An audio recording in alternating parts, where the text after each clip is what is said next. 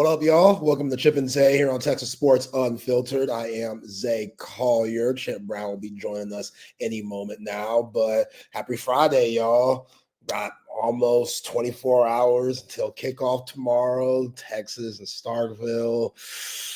We'll see. I got one more day to try to convince you, boy, that Texas can win the game tomorrow, because I am not convinced yet. So we'll see about that. Definitely get into that. A lot going on in the sports world. College football, big time slate tomorrow. Ole Miss and OU, and then you got Vanderbilt, man, it's looking good. So see how they look before Texas has to play them next week. But Texas, they don't need to be looking forward to anybody. They need to be looking right ahead. Mississippi State, take down the Bulldogs and see if you could keep rolling through this SEC to somehow give yourself a chance at a SEC title and a college football playoff appearance. But if you haven't already, do so. Like, subscribe. Facebook, Twitch, Instagram, X, Twitter, YouTube. Get the app. Hit us up on the code of text line 512-222-9328. And yeah, man, again, World Series tonight. See if the Blue Jays could do their thing, man. I like a good upset, especially when I don't have a dog in the fight. Like, I don't see the Dodgers losing. I mean, come on. This is the best team money can buy. What do you do with that? The way Shohei's playing, it's going to be tough. But Vlad Jr., man, that dude, talk about some big-time shoes to fill. Like, do y'all remember how cold Vlad Sr. was? Come on, dog. That son of a big-ass strike zone. Everybody strike zone. There's nothing like Vlad Guerrero Sr. strike zone. That dude, he used to chase the hell out of pitches. Like, low-key throw-out type shit. Like, we're trying to walk you. He still chased that mug and opposite side of the field. Like, he was such a good hitter. So to be the son of somebody like that and to be your own man and to be dominant and to be a perennial all-star like Junior's doing, Vlad Jr., shit, that's impressive. So I'll be locked in tonight. Last night, see, I got that Warriors shirt on. I'm not a Warriors fan, but y'all know I support greatness. Steph Curry was going crazy last night. Now, I did pick the Nuggets to win the whole thing. I'm feeling great about that decision. Did you see this fool Aaron Gordon? It's crazy what 4 months would do to a guy who takes the game seriously, who understands, I could still improve my game. Even though I've gotten a second contract, even though I've won a NBA championship, there's still levels to this. If I want a third contract, maybe even a fourth, if I want to stick around, you got to keep developing your game. And the easiest way to do that, especially when Father Time's going to catch up with you, is shooting. Shooting. Like, y'all could go out right now, however old y'all is right now, and go out and get a couple of shots. And that muscle memory, it might take a little bit, but that muscle memory starts to come back. So if you put in rep after rep and thousands of shots when the cameras are off, it could show if you put in that right work. Aaron Gordon, again, one game. I've been saying it all week. I said it about Victor Wembanyama too. One game, can't take much for one game. Show me in the full 82. Show me when the game slows down, then, it gets a little more physical and them refs looking the other way on the physicality. Show me then. But, 50's 50. I don't care what you say. I see my man in the green room with the Lions hat on in the flesh. Chip Brown, what's up, man? What's going on? In the immortal words of Judy Brown, happiness is a choice. And are we going to be happy this weekend? That's the $1 million. You know what I'm saying? I mean, do they have it in them? Here's my philosophy for Texas football today. They've been hearing how messed up everything is for a week. They've been hearing, just like after the Florida game, how terrible the offense is. If you don't show up tomorrow at 3:15, you got no heart. You got no heart. So show up. You know what I mean? I do. I would love to see this team show up. This is it, baby. You are up against it. You are up against it. No one believes in you. No one. Nobody believes in this offense. Everybody thinks Arch Manning is a fake, a fraud. The offense, Sarkisian, is clueless. He's not paying attention, thinking he could do 5 and 7 step drops against Kentucky when he's got a big pile of Swiss cheese as an offensive line. So show up. The cowbells are coming for you. Davis Wade, them folks in Starkville feel like they should have beaten Tennessee and Florida. They're ready to take down some Longhorn booty tomorrow at 3:15 on SEC Network, right? Yeah. Is that where this game is? Yep. SEC Network? SEC Network. I mean, come on. Yeah. Yeah, and Mississippi State, they're going with the throwback jerseys, with the MSU lettering on the helmet where it's all like meshed together diagonally. I mean, I feel like I could show you better than I could tell you. The Jackie Sherrill specials? Yeah, man. I ain't gonna lie, Mississippi State. It's homecoming. I mean, they put you as their homecoming opponent. You know who gets made a homecoming opponent? The Scruggs. The teams that they think they can beat. Yeah. They want everyone to feel good at homecoming. You schedule the teams you think you can beat. Oh, yeah. Oh, yeah. Yeah. Throwbacks. A lot of throwbacks, man. Yeah, their uniforms are so much better than A&M's. It's not even close. Yeah. Let's keep it real. Let's keep it real. Like the calligraphy, you know what I'm saying? Like the font and everything. It's just state. Right. Like, yeah, I'm scared as hell about tomorrow. Scared as hell. I'm scared as hell, man. Like Halloween's next Friday. I feel like it could come early tomorrow for the Texas Longhorns because you got Texas losing, right? I do. I'm sorry, y'all. Like, I don't blame me. Y'all can call me whatever y'all want. I've been called worse. They said I was a sellout when I picked OU to win, which might be some reverse psychology. Who never knows? That's right. I'm buying that. I want to be proved wrong. Don't act like I want to be right tomorrow. This isn't one of my ego's not that big. Trust me, I do not want to be right tomorrow.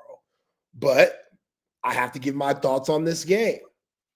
There's just too much that doesn't sit right with me going into Stark Vegas tomorrow. The 4 games on the road, not being back home since September 20th, that really concerns me. You know how much I love Mookie Taft. That scares the hell out of me. Not just from what he brings when the ball snapped. It's when before the ball is snapped, Chip, and how he could control the defense with his mind and understanding what he's seen throughout the film and what he's seen throughout his experience to let the rest of the 10 guys know on that field, hey, y'all were thinking this was coming. Nah. This is coming instead. Yeah. So that just charge. I don't know who has that. Like Derek Williams, I love Derek Williams too, but they've been slowly trying to get him back in the mix. He's coming off of that knee injury. He just We haven't seen much of him. He was on that 4th down stop against Kentucky on the goal line. He was in there. He was in that little scuffle. So they're giving him meaningful minutes right now. So that's good. But also, he ain't Mookie Tav. So that terrifies me. They're averaging 17 points a game, which I rounded that up. It's really 16 point something. 16.8. 16.8, thank you, against Power 4 opponents. Like, can't run. Can't. We don't know where we going on blocking. Like, can we just can't run, can't block? Like, we got them pulling and stuff. They can't hit anybody on one-on-ones. Why are we pulling? All that pulling stuff, like Connor Robinson's falling on the ground on plays. I went back and watched that Kentucky game again just to make it comfortable. There's plays where they're trying to get out for screens.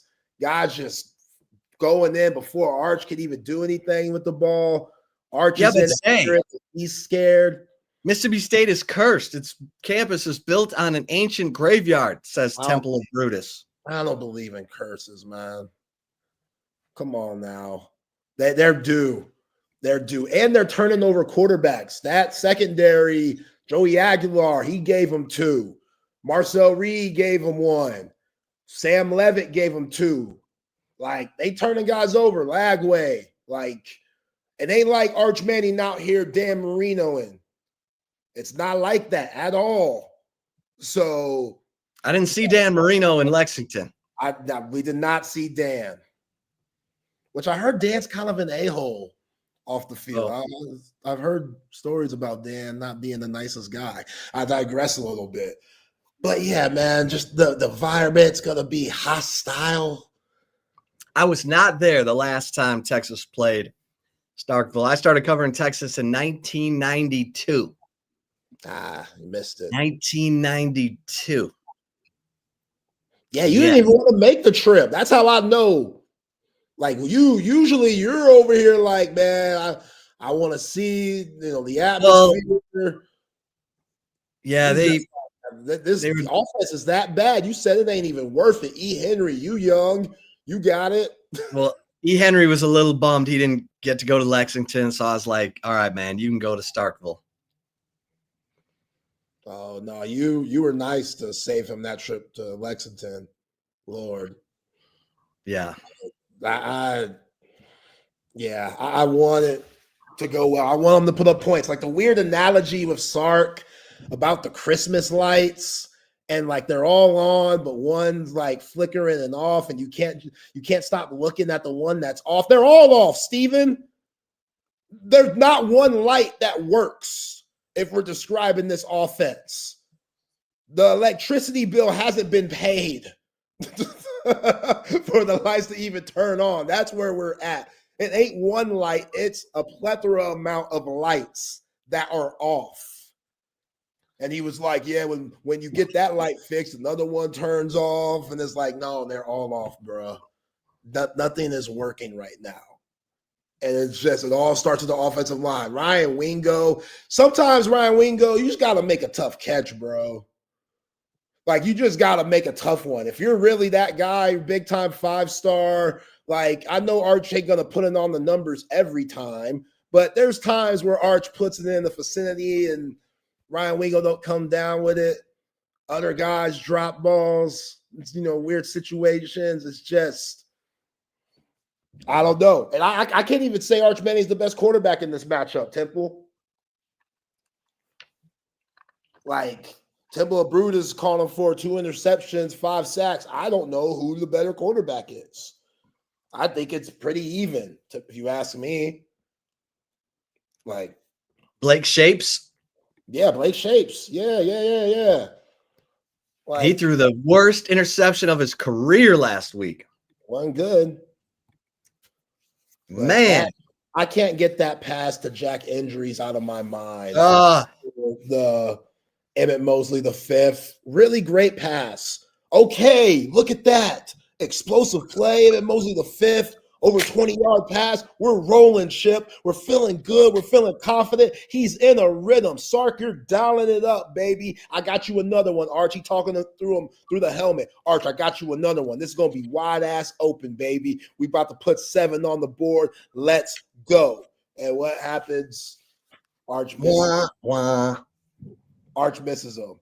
And again, that pressure, when it's coming in 50% of the time, like, you're wondering, man, is somebody going to come blindside me?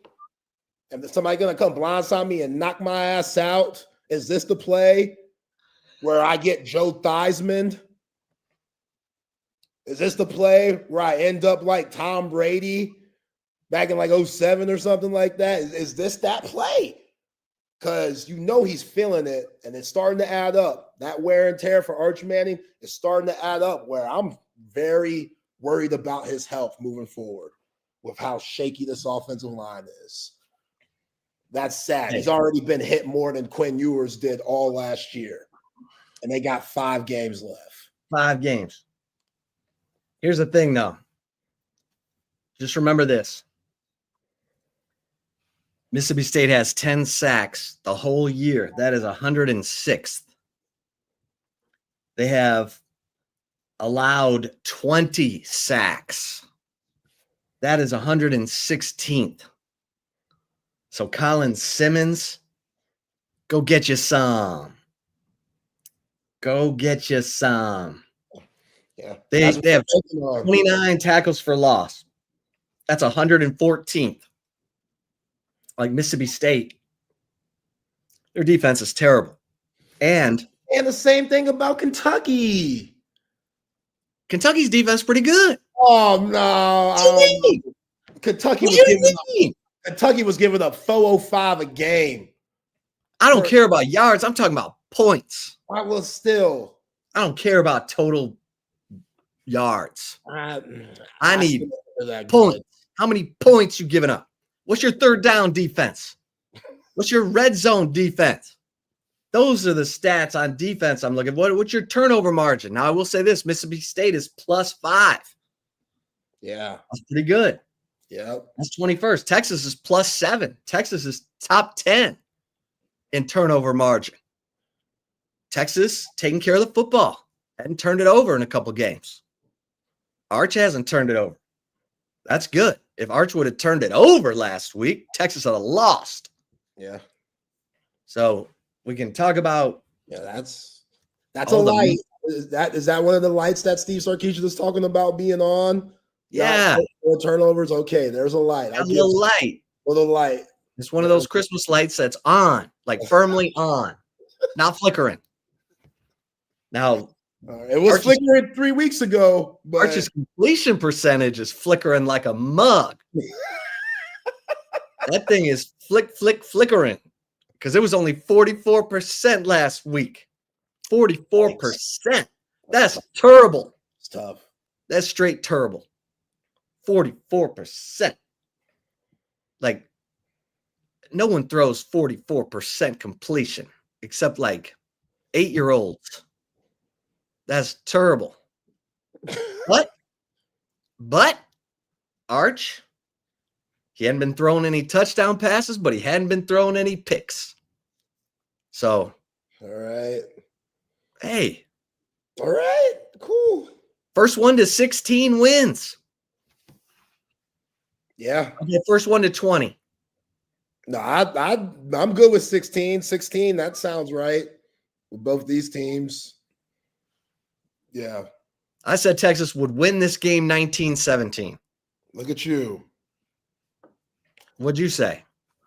I said Texas will lose this game 17-13. Okay.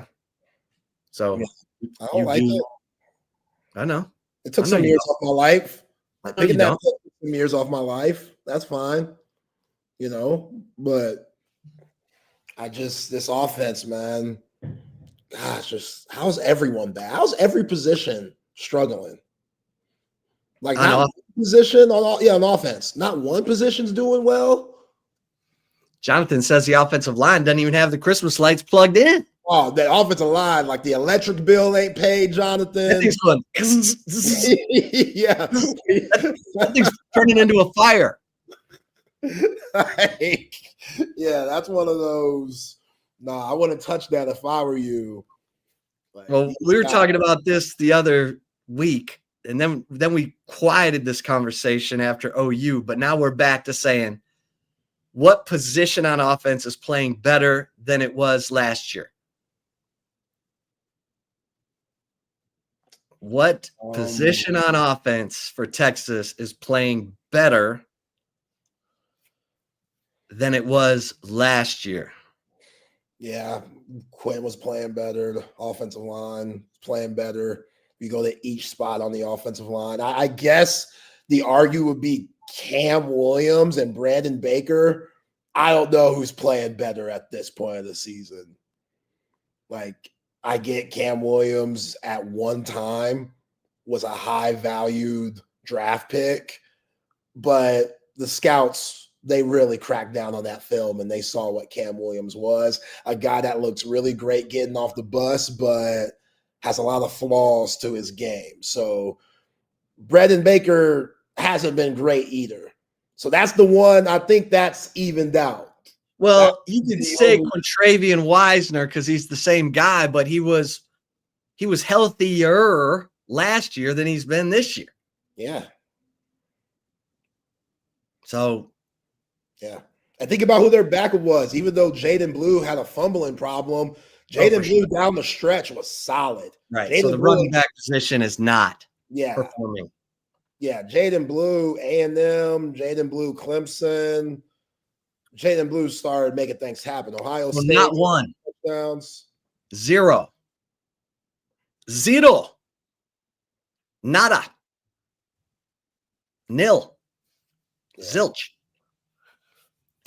Yesterday, we asked y'all to give us a MVP on offense. None of y'all came up with a name. Someone said Parker Livingston on the coach. Parker Livingston. Okay, there's your winner. Parker Livingston. He's the MVP of the offense. Yeah. Maybe Quintravian Wisner for the OU game. But that's one game. Hell, we're looking for a body of work. We're looking for an MVP across 7 games. I'm still on the let's give Ryan Niblett at least 8 to 10 touches. I'm still on that train. I'm not hopping off. This offense is that bad. What do you have to lose? Like, I get that if he goes down somehow, God forbid, knock on wood situation, you're really screwed from a special team standpoint. And as struggle bust this offense is, you need Ryan Niblett to be back there catching those punts. Because Ryan Niblett is probably the MVP. I mean, I see all, Snapper, Lance St. Louis. The Snapper. Yeah, Mason. We got the kicker, Mason Shipley. We got Ryan Niblett. I'm like, these are people on special teams. Like, yes, those, I guess you can count them as offense because they put points on the board. So, yeah, Mason Shipley, Ryan Niblett, even though those guys are not technically on the offense, those guys come on after the offense leaves the field. Yeah. But that's where we are. And, Ryan Wingo's such a bad blocker, too. Yeah. Ryan Wingo's not a number 1. He's a number 2. He's number 3. That's fine. But he's not a number 1. So quit treating him like that. Yeah. And it sucks because he can still develop, but now he can develop, but he's not a number 1 guy. They don't have that. And they don't have Matt Golden. Yeah, they've had that. They've had that with Xavier Worthy. At times, Adonai Mitchell could be your number 1. We saw Isaiah Bond before he got injured. At times, he could be your number 1. Hell, Silas Bolden. He never had a drop.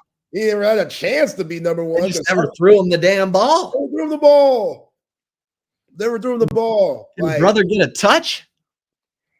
He's out here putting his life on the line in Red River, and we can't reward him for that. Making big time plays. The only touchdown he can get is recovering a fumble. Well, the punt return, the Cotton or Arizona State. Arizona State, like needed that. Needed that in a double overtime game. See, that's what I'm saying. Like Sark, as good as he is sometimes, just things like that confuse me. Like, how do you look at somebody as talented as Silas Bolden? We were so excited about him coming from Oregon State. We were talking about him like, yo, this guy, he might be undersized, but he could go get it. Like his film at Oregon State, none of that was the Utah game. He single-handedly beat Utah. Yeah, they had him running all types of routes. He ran the ball on 4th down. And then Steve Sarkisian, man, just somebody. He was a wildcat quarterback. Yeah. Put Niblett at wildcat quarterback. Yeah. He said he played it in high school. Give him a couple snaps. Give him a couple snaps. Why not? Which is mad desperate. I'm not a big wildcat guy, but when you're as desperate as Texas is right now, in my opinion, you might have to look into that. Yeah.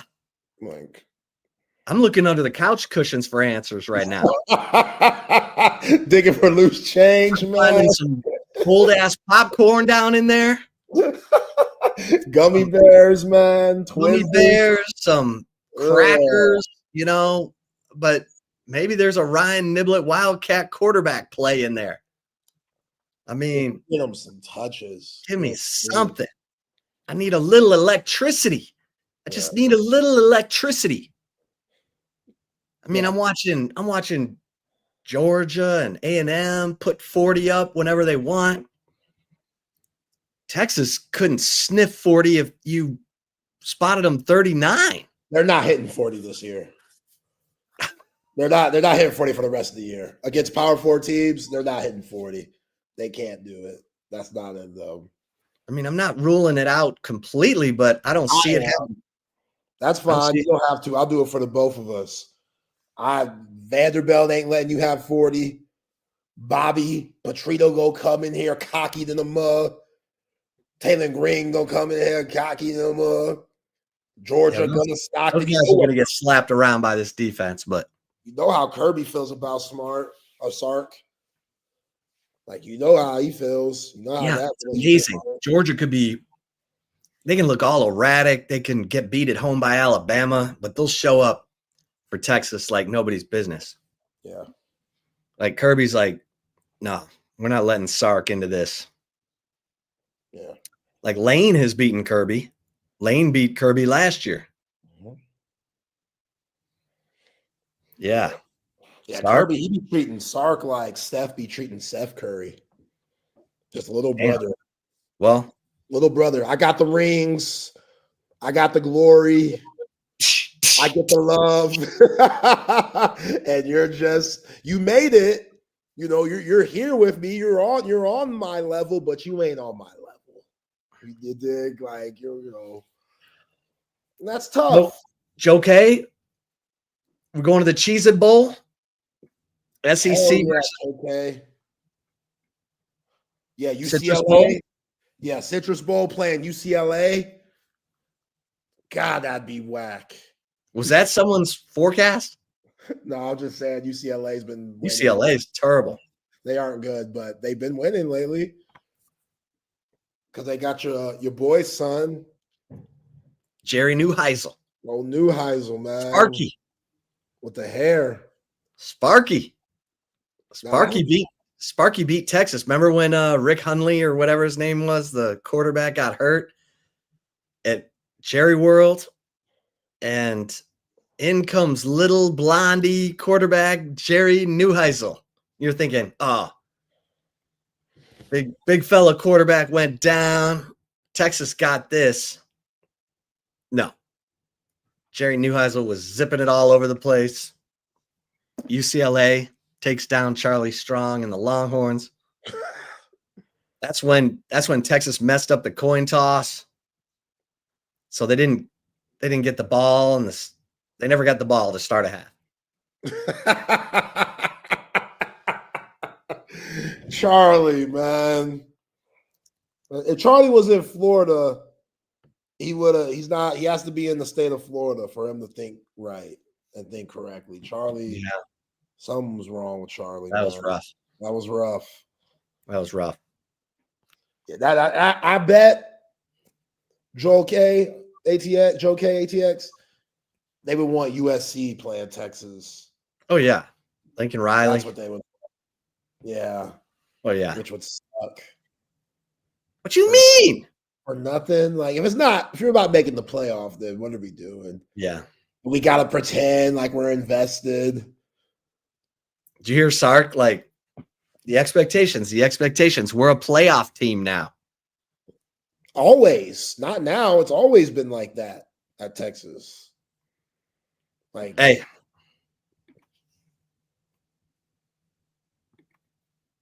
at least we got women's volleyball. Yo, Okari Spears, man. Come on. Yeah. Hey, yeah. Chauncey Billups' daughter used to play soccer at Texas.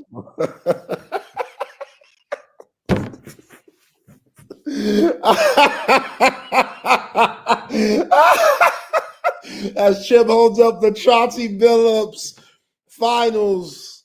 Chauncey Capone. Chauncey Capone, man. That's terrible. His daughter, she was a good soccer player at Texas, and now she's got to deal with this. Hey, Chauncey was fixing games in the league, allegedly. Also, so he was doing both, allegedly.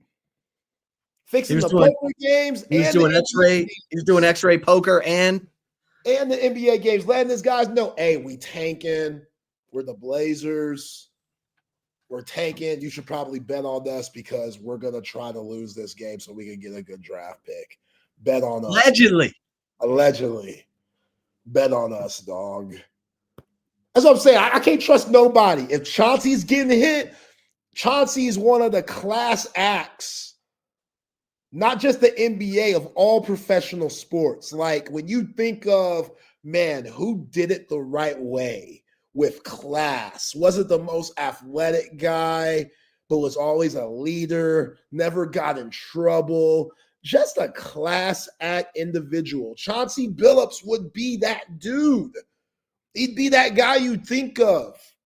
I was watching his highlights last night because I had to, you know what I'm saying? Like I have to go see, like, man, let me just reminisce on how cold this mother level really was. Shit, bruh.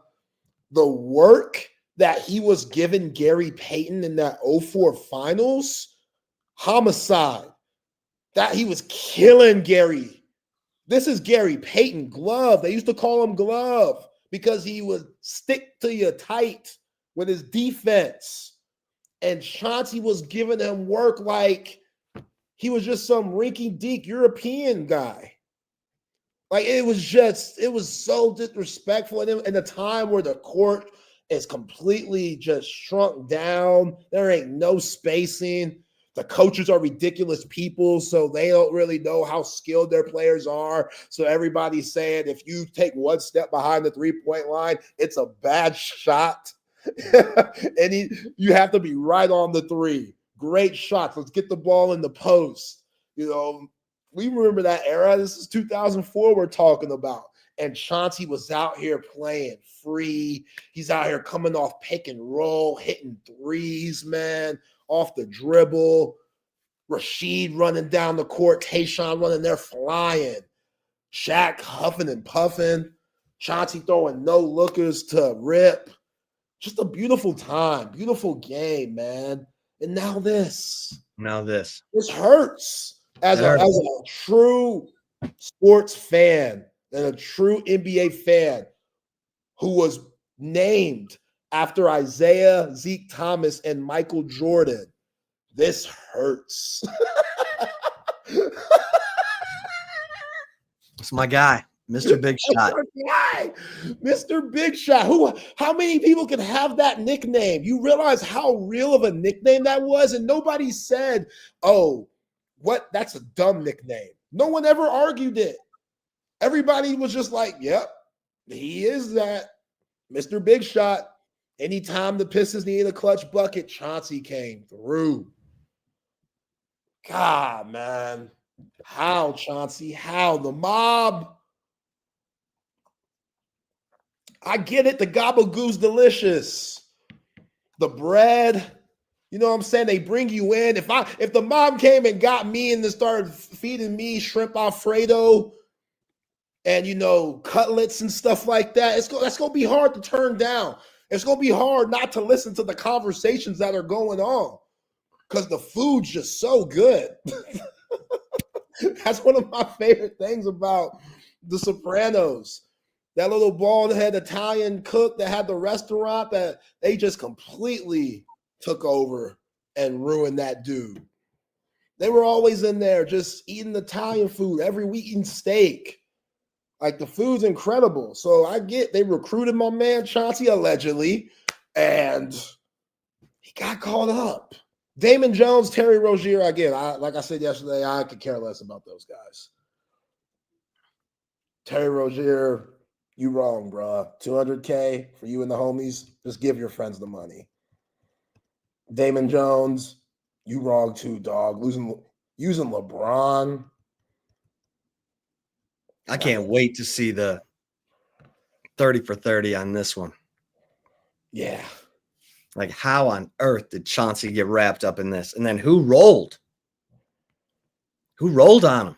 Yeah, somebody had to snitch. Oh, yeah. So somebody had to snitch. They said Kylie Jenner, they used one of her cribs as one of the places they were doing the illegal poker games.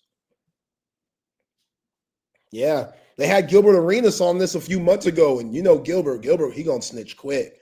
Gilbert, he ain't gonna jeopardize nothing. But Gilbert didn't know that this is what they were using this crib for. He was just renting this crib out because, you know, Airbnb to make a little extra coin. And found it out, told on everybody who he rented the house out to, and Gilbert's been scot-free ever since. Zay, Chauncey, and Rick Pitino at the Italian restaurant. Yo, man, that pasta primavera probably goes crazy. Yeah, I'd be listening. I wouldn't indulge. I just, for the food. You want some shrimp Alfredo? I want some shrimp Alfredo. I love shrimp Alfredo. I like good pasta. Sue me. What do you want from me? I love what you want. Breadstick. Yeah, I love a good breadstick marinara. Like, you've seen my bill before, Chip. I could eat. Like, what do you want me to do? A good meatball? Like, nothing like a good meatball. Nothing like a good meatball. A little mozzarella on it, a little sprinkle, a little mozzarella parmesan. Little mozzarella parmesan. You know? I'm just saying. All I need is a little mozzarella parmesan. I gotta watch Godfather this weekend. Like, it's time for me to watch it again. I watch it at least once a year. Gotta watch it. You know what I'm saying? People are wondering what CJ Baxter can bring to this offense. I'm not sure he can bring anything. No, he can't bring nothing. No. Unless there's some new holes. Yeah. I mean, once you get the ball back there, like, what can you do with that? Yeah, you're getting hit. You're getting hit at the line. You're getting hit behind the line. Yeah. And everyone's getting beat. Like, DJ Campbell's getting beat less than everyone else. But everybody is getting beat. Like, there's no moments where everybody's just playing solid football and handling their business and their responsibilities with their assignments. One or two either get straight up beat or doesn't know where the hell they're going. So the person that they're supposed to block just gets a free lane to wherever the ball is, whether that's Arch Manning or whoever's in the backfield at the moment.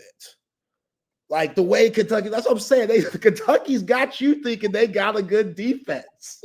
Like, I can't.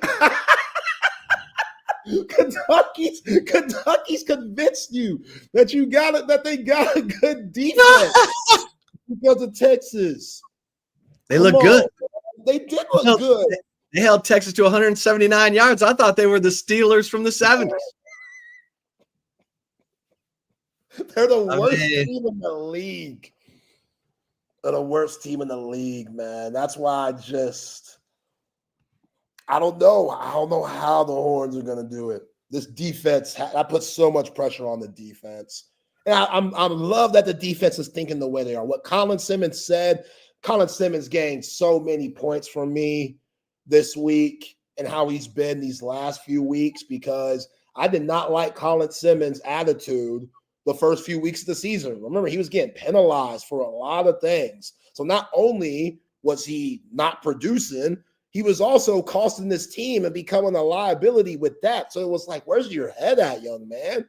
And then I don't know what happened, what changed, who got in his ear when it clicked, but Oklahoma game, Kentucky, the things that he said in the presser, or he's, just going to bat for his offense and his team. Like, I love the mindset that these guys are having. And I have to give Steve Sarkisian credit for that he still has this team together. But how long is that going to last? How long? The Mookie Taft thing hurts, man. Well, let's talk about that side of the ball, because this is where Texas has to win the game. They got to turn Blake Shapen over. So 4 fumbles on the ground last week. Texas got none. 4. Texas got none. Yeah. So keep stripping that ball. Grayson Littleton, keep hitting and knocking that ball loose. God, that boy can hit, man. He can hit. That little pretty brother can hit. He's got some nastiness to him. He looked like an El DeBarge brother. I'm telling you. Well, yeah, he looks like El DeBarge, and he hits like a barge. Yeah, yeah, it's like Rodney Harrison, but yeah, can we get one for him? Did you see Rodney Harrison go into the Chargers Ring of Honor? Chargers. I'm like, he did all of his winning with the Patriots. I don't even remember him with the Chargers. He started off with the Chargers. That's weird. Yeah, I know. He might be in 2 Rings of Honor. Yeah. He's like Peyton Manning. Peyton Manning's in the Colts and the Broncos Ring of Honor. Yeah, I get that. That's well-deserved. This one, and Brady's going to be in the Bucks and the Patriots Ring of Honor too. But Rodney Harrison, no, that's taking me back a little bit. Again, I don't even remember him on that team. But okay, whatever. He must have been a really good guy in San Diego back then. I don't know about that. He's not a very good guy, but he's... What? Do you know him personally? I mean, I've talked to people who know him. Oh, come on. He's tough, man. Yeah. So he played for the Chargers 2, 4, 6, 8, 9 years. He played for the Patriots for 6 years. Yeah, I just remember the Patriots. That's crazy. Man, 15 years at that safety position. Yeah. In that era. It's like Darren Woodson. Which, talk about Ring of Honor. Can we put Derek Woodson? Yeah, can we get Darren Woodson in the Pro Football Hall of Fame and the Ring of Honor, please? He ain't in the Ring of Honor either. Is he in the Ring of Honor? He should be. Jerry, come on, Jerry. He's the Cowboys' all-time leading tackler. He did something because he should have been on the documentary, the Netflix special. Okay, he went into the Ring of Honor in 2015. Okay, good. My bad. I was shocked that he wasn't in the Netflix special that just came out. He's too clean for that. What does that mean? He's too clean for that? They wanted all the scandalous. Okay. They had Emmett and Troy for the clean, and they had Irvin and Eric Williams and all the other guys for the scandalous. I love Michael Irvin. That dude's had talk about a 2025 live to the fullest. Oh, he's lived 9 lives. Oh, he went off on someone recently. I don't know if it was on his podcast or he just put out a video, but Yes, someone said that he couldn't hold up in today's game. Yeah, and he lost it. He was dropping an M-bomb and stuff.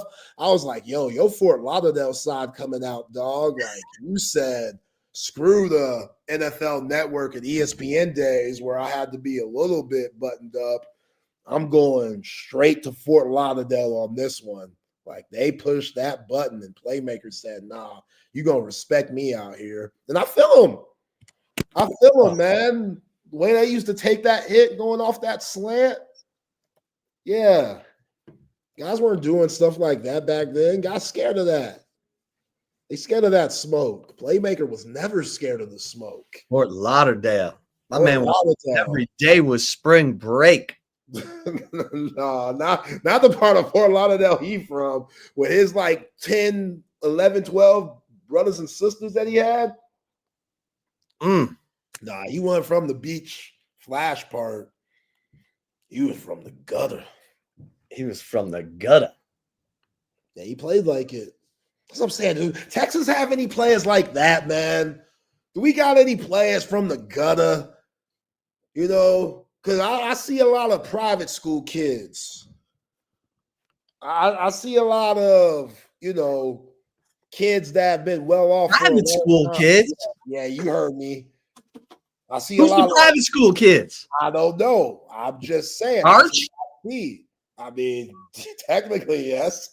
I know. I'm like going through the private school kids. I see a lot that act like it. That act like it. Okay. Yeah, where are the gangsters? Yeah, where are those guys at? Where are the guys that remember VY before the Rose Bowl said them guys don't have any idea how many guys we have who are gangsters. Yeah. Yeah, we need those guys when Sark goes to visit their home on a high school recruiting trip. We need to have the popos with Sark because the area that they're going to head on the swivel areas. Yeah. That the head football coach that's worth as much money as he is probably shouldn't be alone. I need guys like that. Dirt floor. No rats running around, stealing food off your plate at dinner. Yeah. Hey, coach, you want some Kool-Aid? That's what you get offered. Ratatouille, just coming in, taking your food. Yeah, coach getting offered sparkling water. Coach, like having to smack raccoons off of his dinner plate at the home visit. Yeah, coach getting offered charcuterie boards now. Yeah, if you offer a charcuterie board for an in-home visit, immediately leave. I don't want that player. You know what I'm saying? If you get offered fried squirrel, now we're talking. Dirt under my nails type of fellas, man. Dan Neal said it. How many football guys do we have on this team? Where are they? Big guys, cool.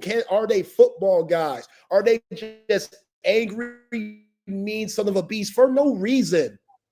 Been fat shamed earlier, pissed off, beat the hell out of their bully that fat shamed them when they were kids.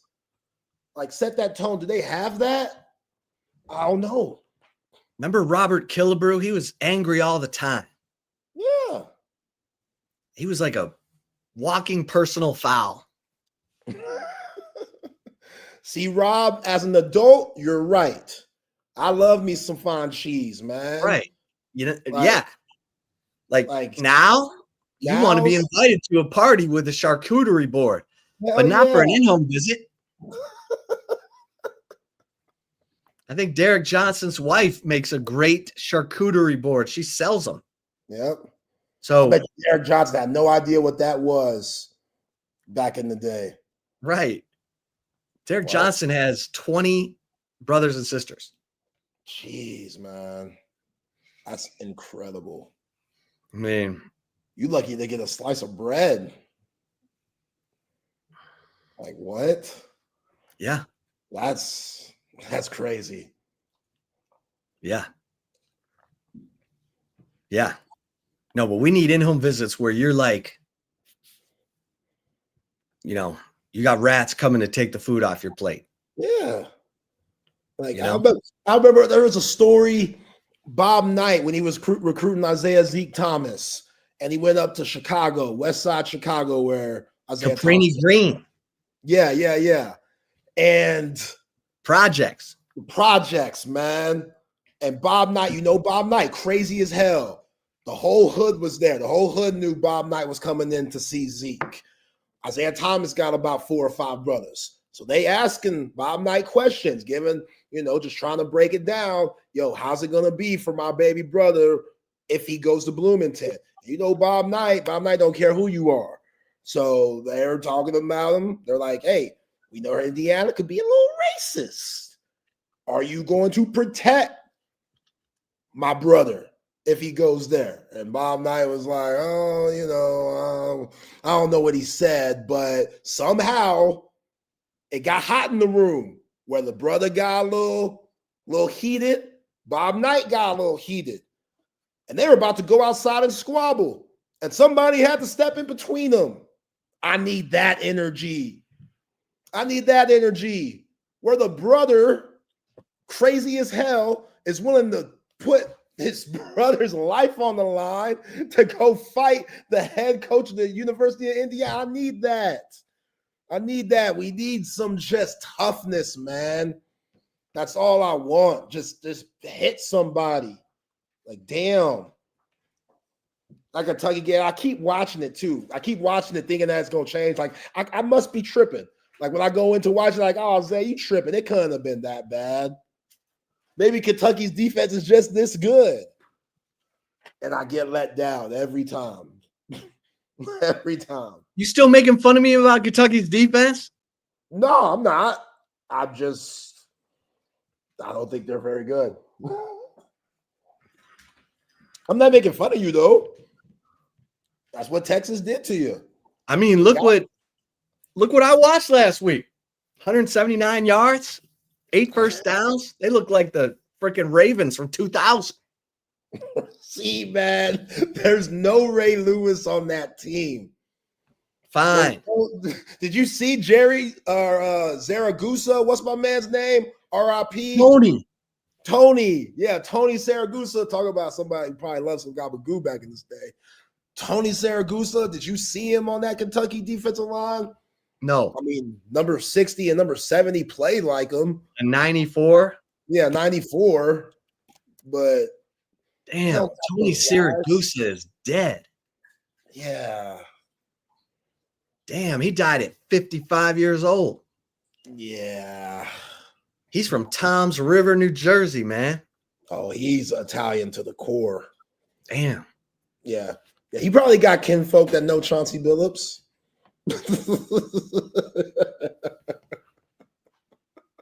he probably got some kinfolk that knows him. I mean, not his fault, just that part of New Jersey. I'm just trying to connect the dots. Man. Yeah. How did What's cool though is that they made that documentary about that team before he passed, like right before he passed away. And they did it on that like stage somewhere in Baltimore at some, I don't know what's it called. Oh, wow. Tony Saragusa, they think died of sleep apnea. Oh, geez. Hey, let me get that in right now then. Oh, Sleep Cycle Center, kids. Sleep Cycle Center. You don't want to be Tony Saragusa dying in your sleep at 55. Like if you're snoring, you could have sleep apnea, which is a lack of oxygen while you're sleeping. And because of our incredible partnership between Texas Sports Unfiltered and Sleep Cycle Center and Dr. Chad Denman, who's dedicated his life to treating sleep apnea because it killed his own father at the age of 60. All you do is go to sleepcyclecenters.com. Tell them Texas Sports Unfiltered sent you. They're going to take $100 off your sleep study, which is how you detect your level of sleep apnea. And Dr. Chad has the best technology to detect sleep apnea and the best treatment options, including oral appliances like I have, a mouth guard that holds my lower jaw open while I sleep. So I get that oxygen and deep sleep, not waking up all through the night. Damn. take care of yourself, guys. I mean, come on. SleepCycleCenters.com. Tell them Texas Sport Unfiltered sent you. Yeah. Hey, Temple, I snore like a chainsaw. You got to get checked. Yes, you do. Listen, my wife thanks me for making sure that I got checked. Because with that mouth guard in, I'm not snoring like a chainsaw anymore. So take care of yourselves, fellas. Let's bring in the general. He is Mad Dog McClain. He's in the Pro Football Hall of Fame for his coverage of the NFL. I call him the voice of reason. Pro Football Hall of Fame voter. All-around great guy. Actor. John McClain. John, how you doing? I'm great, guys. How are you? Good, John. Well, we just I saw where Tony Siragusa, they think he might have died from sleep apnea, died in his sleep at the age of 55. It's what killed Reggie White, too, sleep Yeah. apnea. They have so many things out there for you today. You know, I sleep with a mask, and there's no reason you should die from sleep apnea if you take care of yourself with everything they have, from surgery to you know, need to go to a sleep study and let them tell you what you need, which is what I did in 2016. And now I'm addicted to my mask. If I have it, I can't. If I don't have it, I can't sleep. Yeah. Well, thanks for that endorsement, because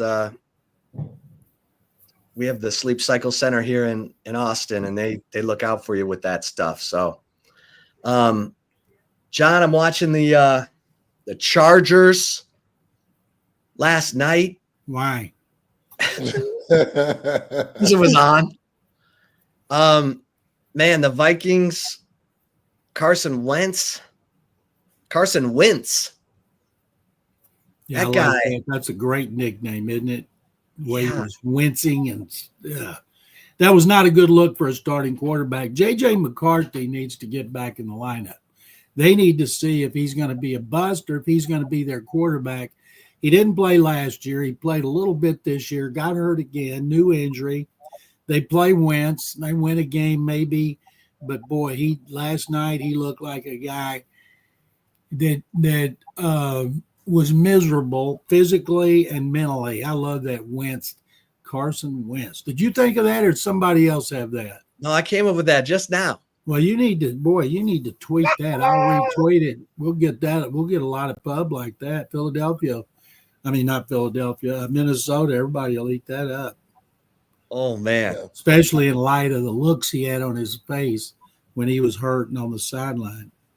Man. We'll talk about just Wentz in general, John, because a guy that was on top of the mountain, like MVP of the league.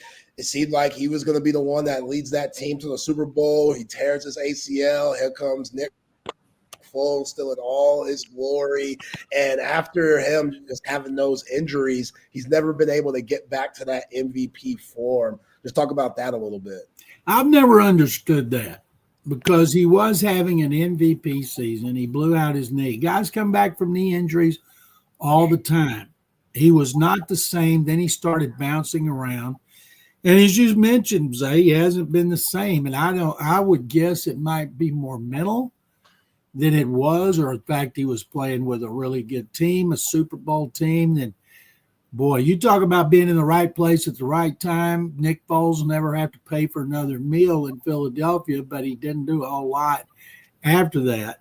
But man, he capitalized. He'll be always remembered there, the Philly special, and beating the Patriots, which is one of the greatest rescues in NFL history. There have been a few. Don Strock with Miami. There's been, if I thought about it, I could think of some more. Kurt Warner, when Trent Green went down and they were stuck with this Kurt Warner, everybody said they need to make a trade. They got to make a trade. They're not going to be any good. Well, they weren't any good the year before anyway. And then all of a sudden, Kurt Warner. Oh, Uh-oh. We got the freeze. We got the freeze. Usually it happens about 20 minutes in. Yeah. He'll be Let's back. see. He'll start moving around. We'll see him here. There he is. Johnny Unitas. There have been a lot of great rescue acts like that. And Foles has one of the all-time best. And of all the cities you can win a Super Bowl for and be a hero, there's none better than Philadelphia. Yeah. I think that was the greatest Super Bowl MVP performance ever.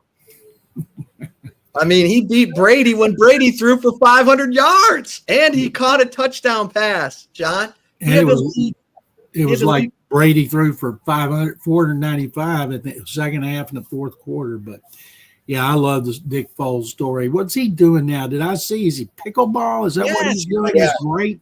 Pickleball champion. Might be in the Olympics. Crazy. Well, good for him. Yeah, he's killing it. Pickleball. Who knew?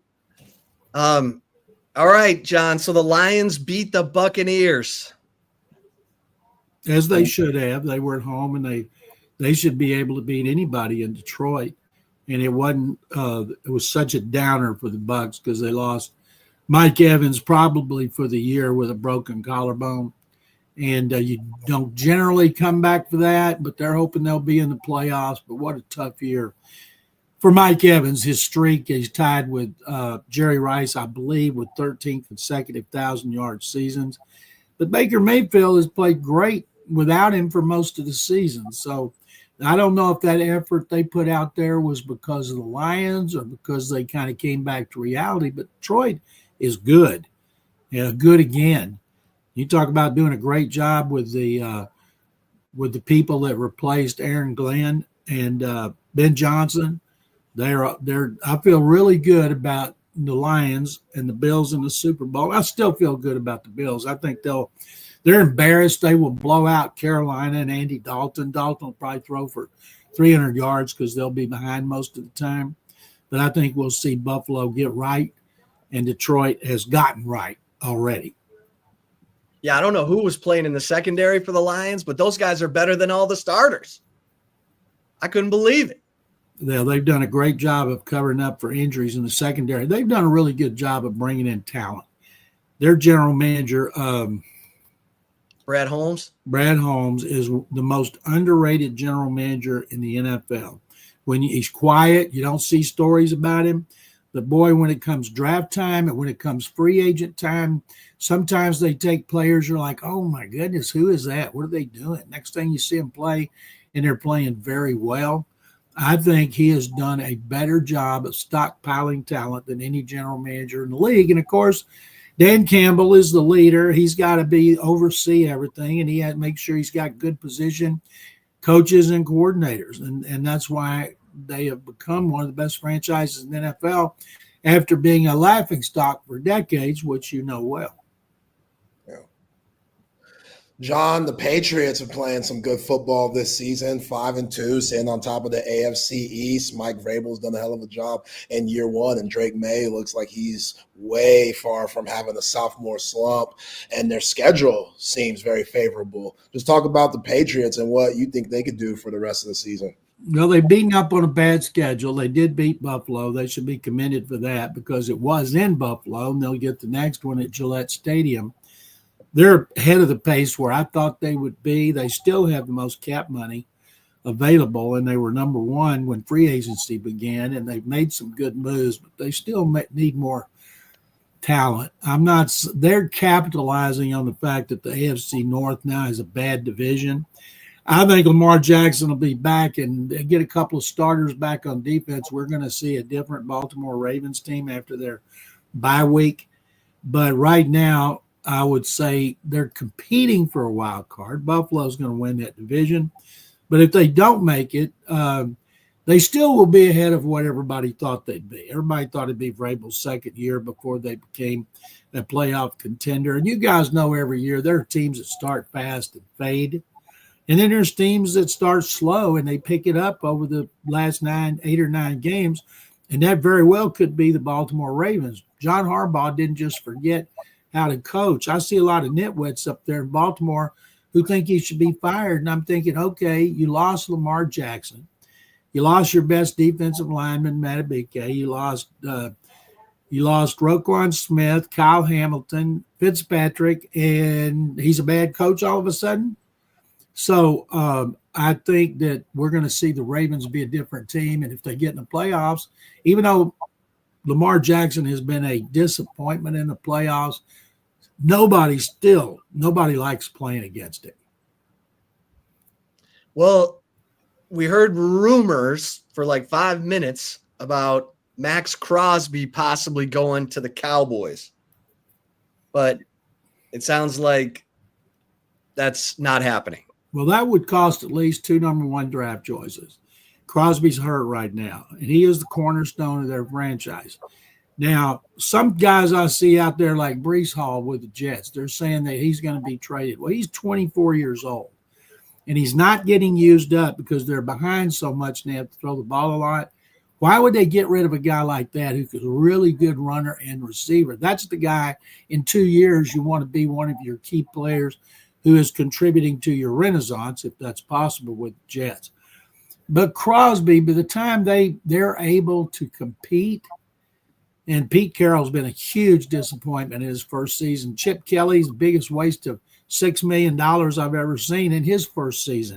They don't seem to be on the same page. But anyway, by the time they get where they can seriously compete against the Chargers and the Chiefs and the Broncos, of course, Max Crosby's going to be in a wheelchair.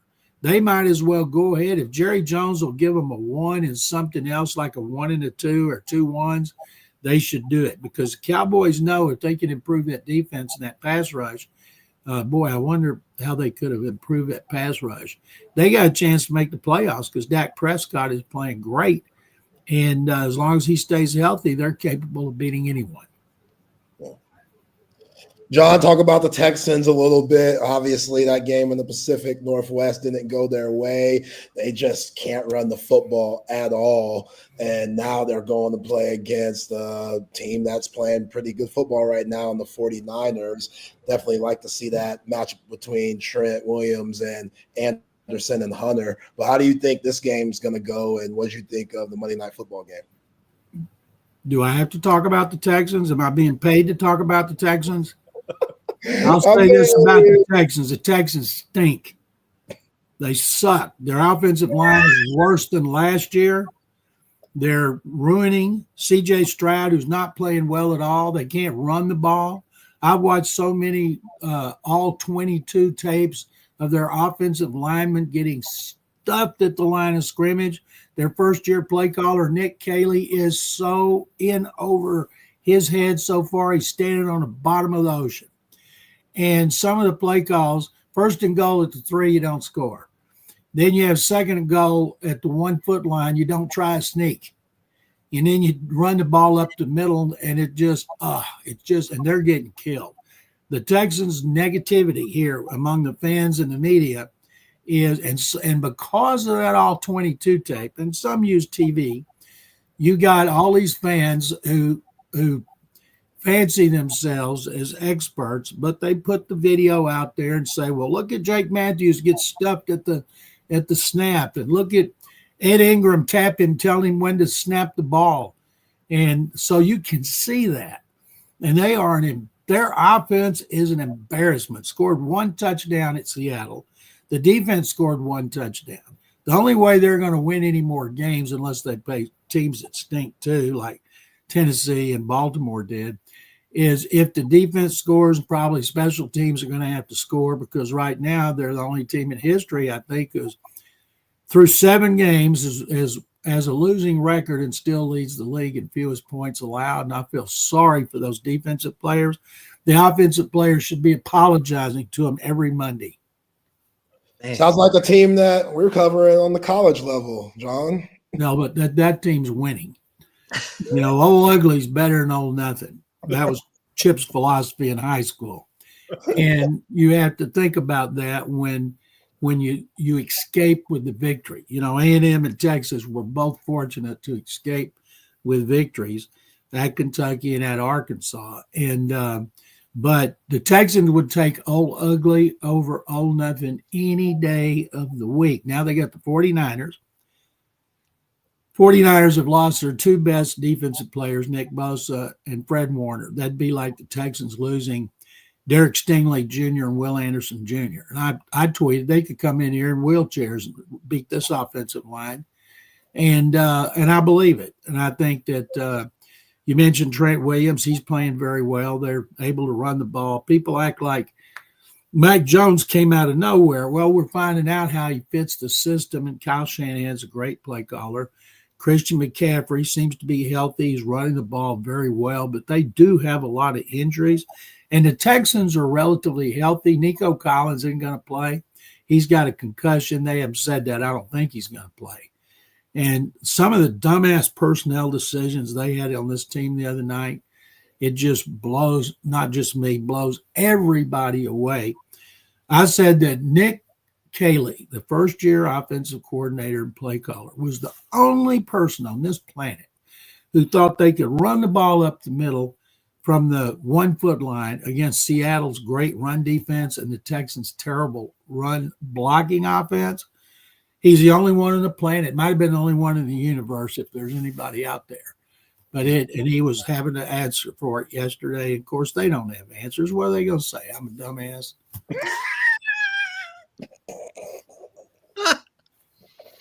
Oh my goodness.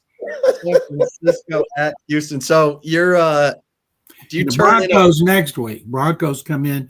They lead the league in sacks. If the Texans cannot keep the Seahawks away from C.J. Stroud, he was pressured 17 times, only sacked 3 times. But if they can't keep the Seahawks away from him, what in the world are they going to do against the Broncos, who have more sacks for the second year in a row? You'd be seeing 1/2 foot step drops. Well, incoming. Speaking of the Broncos, our man Sean Payton was taking shots at Russell Wilson. Well, he said he wasn't. That's not how he meant it. He wouldn't tell a lie. I mean, the only thing Russell Wilson has ever said remotely interesting since he got in the NFL, maybe going back to Wisconsin and North Carolina State, was when he ripped Sean Payton a new one. Payton's not stupid. He knows exactly what he's saying when he says it. And he took a shot at Russell Wilson because those guys had probably a bad season because both of them have huge egos. And then Wilson probably feels like he was treated badly, but I don't know how, because he signed one of the worst contracts in history with the Broncos that's going to haunt the Broncos for another couple of years. But Sean Payton's doing a great coaching job. But I thought it was kind of classless, but he's done some classless things before, but I thought it was great. Russell Wilson bringing up Bountygate, which happened, 10 years ago, 12 years ago? Yeah, that was back when Greg Williams was the defensive coordinator. It was. They had him on videotape. No, it wasn't video. It was audio. Audio. I think it was Steve Gleason who taped it. And Greg Williams was telling his players where the ACL is to go for it. Now, it's on the outside of the knee. For you guys, on the right side, that's going to be on your right side. You guys on the left, it's going to be on your left side. And I can't believe they let Greg coach again. But that was just blatant. And but I thought it was great of him to bring it up. You talk about a low blow. He got it right in the footballs. I mean, what'd you think of that game, John? I mean, the Giants are up 19-0. Extra point. Guy misses 2 extra points. You lose by 1. He's out of there. And he knew he was out of there after the game, and he was gone. I felt sorry for the Giants. I felt sorry for Cam Scatterboo, who I love like everybody else does, Jackson Dart, Brian Dable. I can't imagine he's going to get fired now. He needs to get another year with Jackson Dart and that offense. But, man, if you give up that many, I think I've totaled up in the last 5 minutes and 31 seconds, there were 4 touchdowns scored and a field goal. And Bo Nix, who started slow this year, had 4 touchdowns in the fourth quarter, 2 passing and 2 running. You mentioned Drake May, no second-year sophomore slump for him, none for Nix either. Jaden Daniels is hurt now. J.J. McCarthy hadn't spit a drop.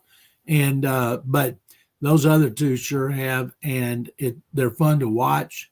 And Denver is the real deal. I thought they would struggle under the weight of Russell Wilson's contract, but they built a great defense, and then Bo Nix has come in there and rescued them offensively. And J.K. Dobbins is resurrected in Denver. That's a guy the Texans should have been after. And Dobbins from LaGrange and Ohio State, he's overcome a couple of major knee injuries. He's still fast, he's still quick, and it's always great to see a kid overcome what he has and then be with a team that's good and using him. And they don't run him in the ground. That's good too. And so they're a fun team. I'll see them next week. I do not understand. Stevie Wonder must have come up with odds on the Texans game because he made the Texans, Vegas made the Texans favorite of the 49ers, 1.5 points. And why I have not seen anything from the Texans that makes me think they could beat a good team. 49ers are 5-2. And then Denver comes in here. Denver's 5-2. Jaguars come next. They got a 3-game home streak. There's home streak. Jacksonville has a winning record. Time they get in here, they won't because they're not for real. But these next 2 against the 49ers limping in, D'Amico Ryans' former team. And this is D'Amico's first time in his career, going back to being a rookie here in 2006, that he's ever had any criticism.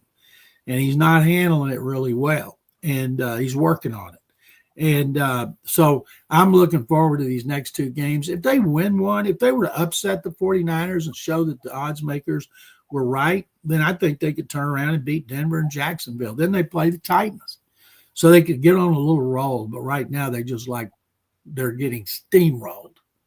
When you say he's not handling it well, John, what are you referring to? I can tell he doesn't like he gets defensive about some of the questions. He gets tired of answering the same questions about his offensive line. And I don't blame him. I don't know. Sometimes you keep asking guys the same questions. D'Amico is not going to say anything negative. Now, he did say something he's been getting criticized over. He said, you can coach those guys all week and have them ready, but if they don't do what you coached them to do, in other words, ain't our fault. What he meant was some of the stupid mistakes they make and some of the things where they line up and they get beat. And I'm not talking about penalties like pass interference or holding where you're playing hard. It's the brain deads where you're lining up in the neutral zone and you jump and do things where you're not disciplined. And they have about one of those every game. Aziz Al-Shire, who has a reputation as the dirtiest player in the league, and the officials are watching him. They had a guy stopped on 3rd down. He went over and he had made a good tackle on the sideline. When you got a quarterback running like Sam Darnold, you tackle him. You don't drive him into the ground out of bounds when all the officials have you on high alert. So it gave them a 1st down and they scored. Texans, as bad as they've been, guys, they've lost 4 games by 1 score, which tells you if they would eliminate sometimes just one dumbass mistake, they might have won at least 3 of these 4 games. John, speaking of the Broncos, they got the Cowboys this Sunday. Cowboys, I told Chip, I think the best thing, blessing in the sky situation was CeeDee Lamb getting hurt for a little bit so that Dak and George Pickens could form some type of chemistry. Now that CeeDee's back, they feel good about themselves. Williams has been running the ball well. How do you think this game's going to go with Cowboys and Broncos? I think right now, since they're struggling with egos in Philadelphia and Tyreek Hill's gone in Miami, that the Cowboys have the best 1-2 punch at wide receiver. Pickens was great, and Lamb comes back. He's great. They still don't have the kind of running game they need, but this is going to be a great test for them because Denver's defense done a great job. Vance Joseph, who used to be a coach here when Wade Phillips was the defensive coordinator and Gary Kubiak's the head coach. He's done a great job for Sean Payton. And they get the quarterback. So Dak is going to have to be throwing on the run or taking quick drops. And I can't wait to see. I don't know what that the agent paid Pickens, not paid him, told him, because he is an angel. There's things that you would have described him as it started with A, and it's not angel.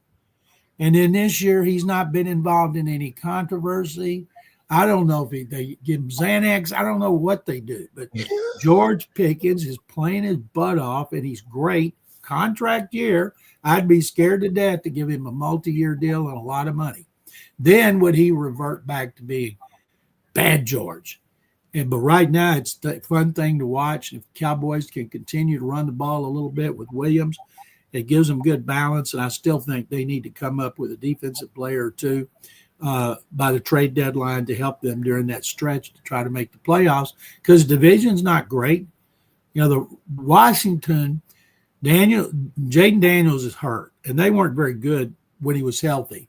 So I don't see them making a recovery. And the Giants are better. They might beat one of the good teams a couple times. But Philadelphia is not great. We sit there and say, well, it's got to be Philly. Why can't it be the Cowboys? We've talked about this every week. In the last 5 seasons, Dak has stayed healthy or played almost every game they've been in the playoffs. Remember the 3 years in a row where they won 12 games? Now, we don't want to talk about Dak in the playoffs. We just need to see Dak get to the playoffs, and then we can analyze how bad he's been. Who's the worst team in the NFL, John? Well, it's got to be the Jets since they haven't won a game.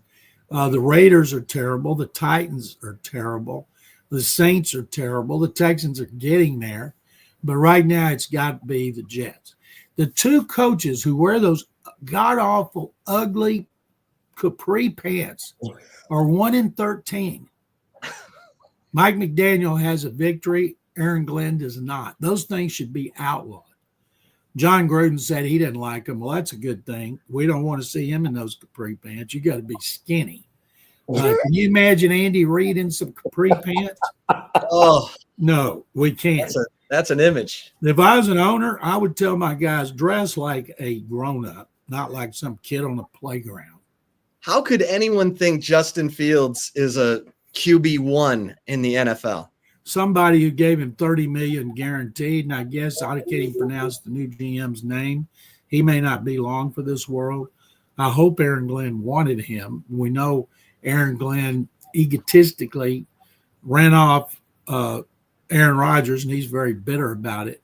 Aaron Glenn's singing a different tune. He came in there promising this, defense, discipline, tough guy, sparred with the media, didn't like their negative questions.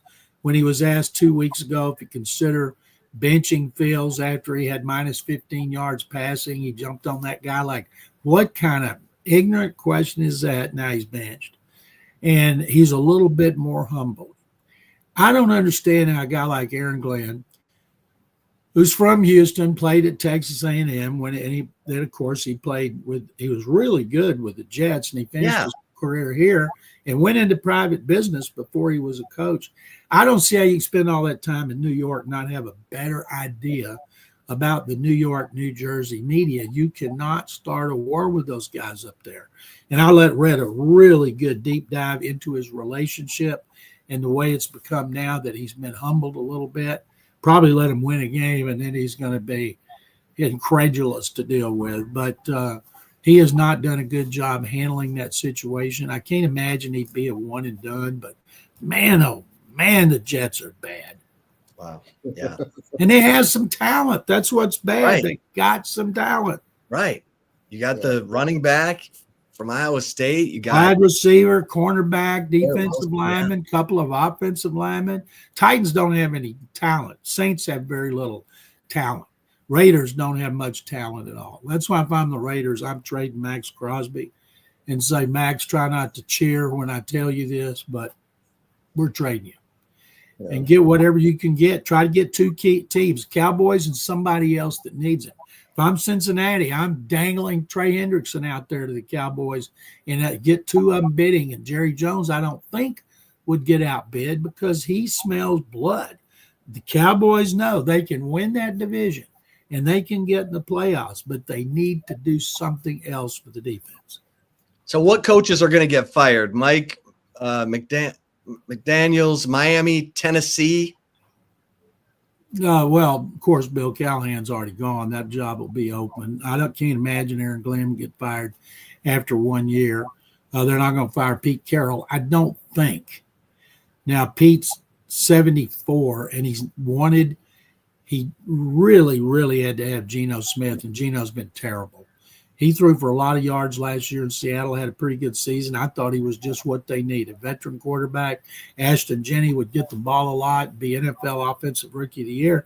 They can't give him a ball a lot because they fall so far behind so early. And that he's being wasted. So I don't think Pete would be forced out the door, but there have been some one and dones. So right now, Miami and Tennessee. And I hope Brian Dable gets another chance, as I mentioned before, because Jackson Dart has done really well. Cam Scatterboo's been a revelation. And I'm sure there's some more if I thought about it. You know, New Orleans just hired Kellen Moore. He's not going to be out, even though they're terrible. I tell you what, I can't wait to see. And this is something important because you guys are so big on college. By the time the combine is over and the pro days start, we're not going to hear any bad things about quarterbacks and how they played. We're not going to hear that Garrett Nussmeier. Yeah, that he played hurt. They don't care. They don't care. Kubnik had a bad season. Drew Aller got hurt, so that'll be different. But they want to know what they do when they go to Senior Bowl practices, not the game, when they put on their shorts and T-shirts and they do their interviews and they work out at the combine and the pro days and the private workouts and they have lunches and dinners with them. Then all these guys are going to be looked at as first and second round picks. So if you need a quarterback, it's inexcusable that you're not going to get one. And that's not even counting the guys from Alabama. Mateer's another one, the Indiana quarterback. There may be 10 guys capable of going in the first two rounds, and we won't see much at all. We'll see their stats, but that's it. But people will fall in love with these quarterbacks as we get closer to the draft because there's so many that still need them. Isn't it amazing? You'd think after a while everybody would have their fill of quarterbacks, but they do such a bad job coaching them and putting talent around them. And but Cleveland believes with the Jaguars' #1 pick and their #1 pick, Kevin Stefanski's another guy. He's a good coach, 2-time coach of the year, but it may be time to swap him out. He'd get a job immediately if they did. But Cleveland wants to get a quarterback. You know, they don't care about Shedeur Sanders, and they don't care about Bill and Gabriel. They want to package their deal, 2 picks if they have to trade up to get the guy they want. If not, as bad as they've been, their offense, they may have a chance to get one where they pick. But it's going to be so interesting to watch these quarterbacks, and it's hard to write them off. I see people right now, these guys, he's going to fall into the 3rd or 4th round. They don't know that now. Give me a break. Yeah. Last one. Yeah, last one for me, John. Just love to hear your thoughts on the whole NBA betting scandal. Chauncey Billups, Damon Jones. I know Terry Rozier's situation is different, but it's all tied together. The mob's involved. It's just a crazy situation. Your thoughts? That makes it even better that it's the mob. They throw out those 4 crime families like it's The Godfather or Casino or Goodfellas, and people just eat it up. Now, Chauncey Billups is obviously a dumbass because he's a head coach, and he made over $100 million when he played. Probably makes $5 million a year from the Trailblazers. He didn't do anything to hurt the NBA, but I'll tell you what: if you think he might testify against the crime families, I don't think so. Not if he doesn't want to be floating in the East River or whatever river they got in Portland. And I can't. Damon Jones, what a moron he is. Even put his text in there, save some for D. Jones. And he's not in basketball now. What I'm waiting to see, who else's names are going to be involved. Wouldn't it be something, since Jones was so close to LeBron? And you think, well, LeBron's worth $1 billion. But it's like there's a lot of people never thought, how could Shohei Ohtani not know what his best friend and the guy he lived with was doing, taking large amounts out of his account? And Rozier is the dumbest because they say he lost millions gambling. But to do what he did on those prop bets, and I've been watching videos of what he did. The ball mysteriously comes out of his hands after he told people he'd be leaving in the first quarter, and then he gets an injury. He's done for his career. And you have so much shame, and baseball and the NFL and hockey and the WNBA, they are reminding their players, look at the example. One thing I would do, if I'm a head coach, I print out every negative headline and I put it on a monster board and I put it in my meeting room and stand there and let all my players look at it. Is that what you want to be? Humiliated, your family humiliated, you go to jail, you deal with the government, you deal with the mob. Is that what you want to do? And that should scare the hell out of them. But we'd be stupid to think there's not a lot of players who've lost a lot of money gambling like Rozier and probably Damon Jones. But, man, it's the NBA, it's not going to hurt them. There have been so many scandals. I heard today, first baseball scandal was 1879 on betting. Then we all know about the Black Sox. But they're getting great games, so they continue. But I'll guarantee you every team is in there thanking God, there for the grace of God go I. And but some of those players, you can tell them over and over and over, and some of them are just geranium brains, and it goes in one ear and out the other. But if you think about all the athletes, if that's all it is, that'd be a miracle. Yeah. John, great stuff as always, my friend. What? How you feeling about the Baylor Bears? All right, well, let's do it again next week.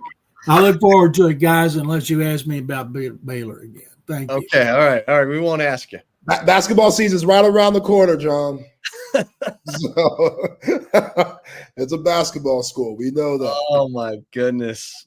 Allegedly, by the way, Chauncey's a dumbass.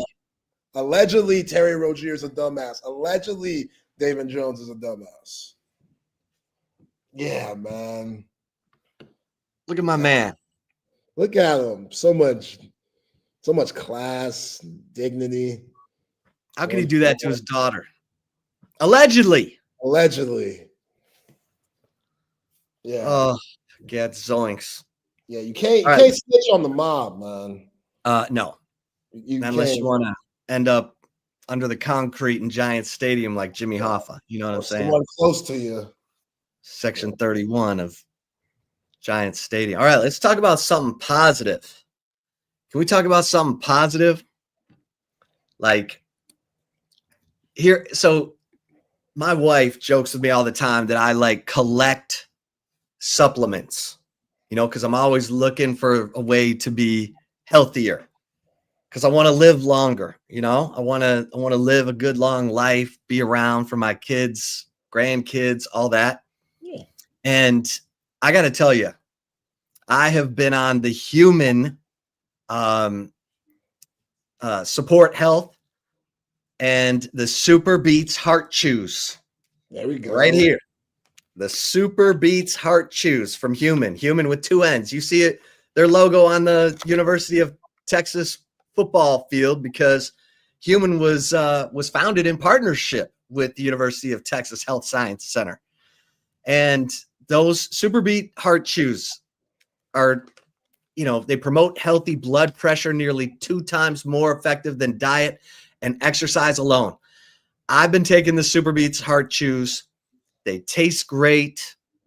They for me, they clear my head. I feel better. I'm, playing tennis. I also take the turmeric chews from Human because they're anti-inflammatory. So, when I'm out there playing tennis, it helps to reduce inflammation. And here's the great thing. We've got a new partnership going on with Human with Texas Sports Unfiltered. So you go to human with 2ns.com/TSU. That's human with 2ns.com/TSU. Enter the code TSU at checkout, and you're going to get an extra 20% off your first order. So I'm telling you, my wife will joke with you that I've tried all the supplements, and Humans supplements, the Super Beats Heart Chews, the Turmeric Heart Chews, I cannot talk about glowingly enough. So go to human.com/TSU, enter the code TSU at checkout, and get an extra 20% off your first order. You'd be glad you did. And look, it's Friday. It's time to get over to Cover 3, set up for the weekend, watch your favorite team with your favorite people. Don't forget about brunch on the weekends at Cover 3. Cover 3 Anderson, Cover 3 Round Rock. They got you covered, man. All day Saturday for the college, all day Sunday for the NFL. And you got happy hour, 3:30 to close on Monday for Monday Night Football. So get over to Cover 3 Anderson, Cover 3 Round Rock. Get yourself a Sean Adams prime rib sandwich. Say hi to Tiger Brown. He's been working over there at Cover 3 Anderson. And enjoy yourself. And listen, when you're ready for the big screen of your dreams, our man Tom McKay at Audiovisual Consultations has got you covered. He's going to bring you the best price on big screens. He's got the best of the best. You know, LG for surround sound. He's got Sonos. He can do surveillance, electronic shades, new lighting. Just call 255-8678. That's 255-8678, and let Tom and his crew bring everything to you. You don't need to be lugging TVs around town, punching holes in your drywall. You just call 255-8678. Let Tom and his crew bring everything to you. All right, Zay. Look, every week is an SEC championship game for these Texas Longhorns. And no one's talking about the Texas Longhorns anymore. No one's talking about them as a serious playoff team because this offense looks so anemic. But this is where Steve Sarkisian and his brilliant offensive mind comes into play. He got a little over his skis last week thinking that the Texas offense could do things other than a quick passing game, that they could drop and do 3, 5, and 7-step drops. Kentucky said, nah, we're going to play man and we're going to blitz the crap out of you and see if you can get the ball out before we get to you. It didn't work. And then even when Arch had time and a clean pocket, he had 5 passes that he just plain missed, including 2 third-down passes to Wingo, a third-down slant to Emmett Mosley, the 1, 2, 3, 4.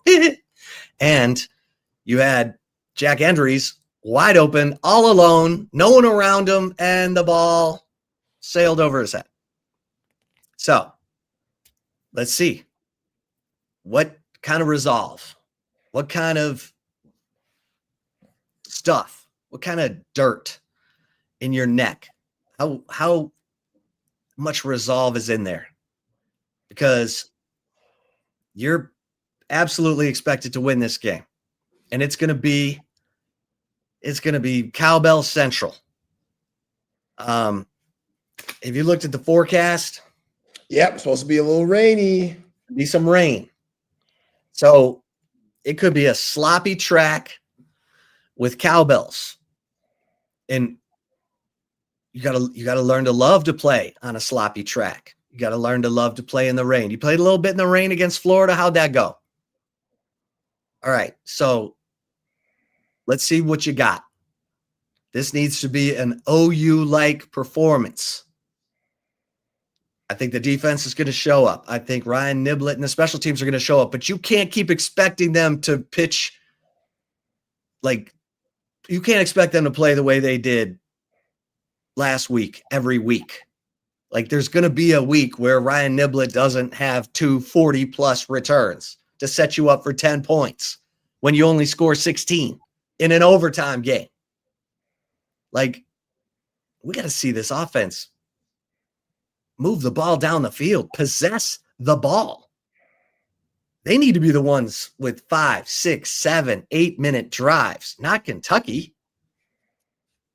And look, Kentucky, good game plan, quick passing game, got it out of the hands, threw it to Seth McGowan, threw it to the running backs, just like Texas did against OU. Okay, Steve Sarkisian, dress it up. Dress up that quick passing game. Where's the yo-yo motion? Roll the pocket, waggle the pocket. Get Arch into a rhythm early because then he just starts playing ball. And he doesn't start thinking, oh my God, look how wide open he is. Oh, and then sail it over the guy. That cannot happen because Mississippi State, they think they're pretty good. They think they should have beaten Florida in the swamp. They were setting up for a game-winning field goal in the swamp. Texas wasn't setting up for no game-winning field goal in the swamp. So let's see it. Let's see it. Let's see this real Texas football team show up, real Texas offense, really, because the defense has been pretty good except for Florida. Special teams has been real good the last couple games, like difference-making good. Obviously, Ryan Niblett, Mason Shipley. Mason Shipley's 8 of 10 on field goals. Only 2 he's missed are from 55 and 56.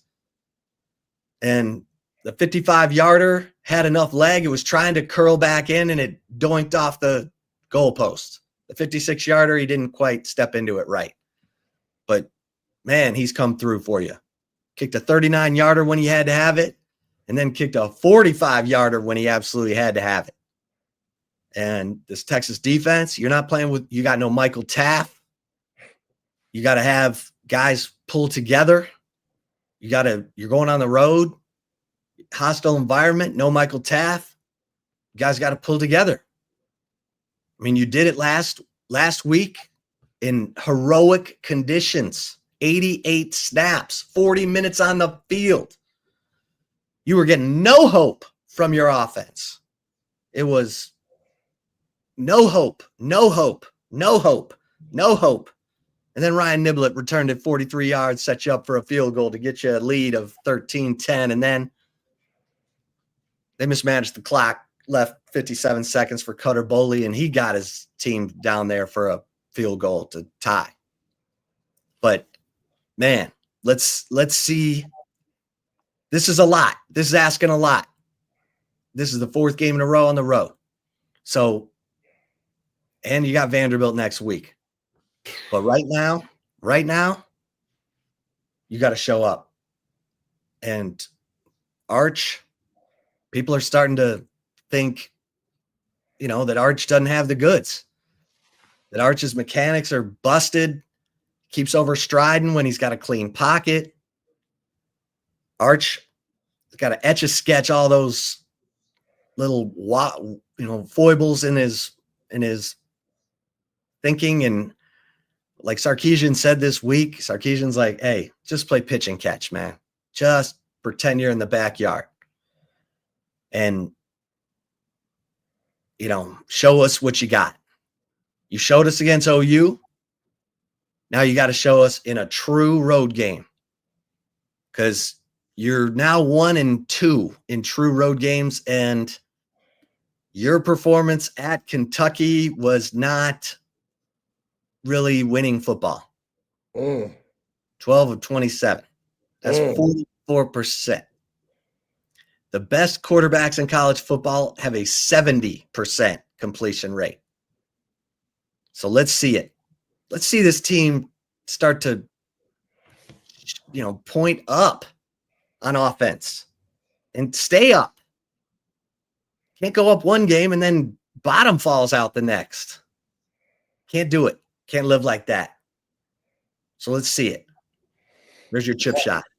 No, I love it. I love a chip shot, my friend. We had Lance on yesterday. Lance came on and said Arch is the most over or underachieving player of all time, which, okay, I can see why people are saying that. I'd say Did he say of all time?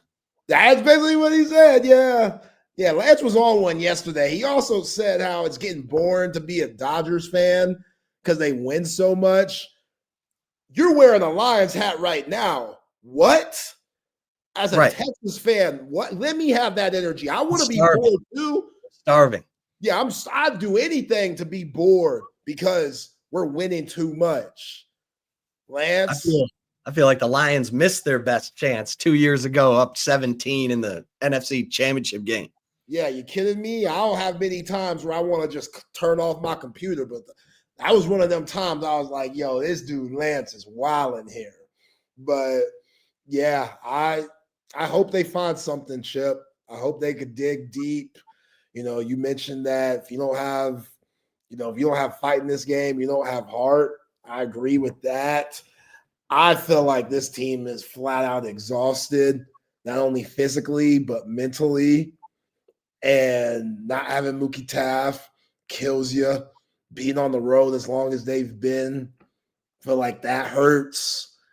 I think Mississippi State, they're due for one. They're hungry. They're pissed off. Like, both teams are desperate. I feel like Mississippi State's more desperate than Texas because Texas won last week.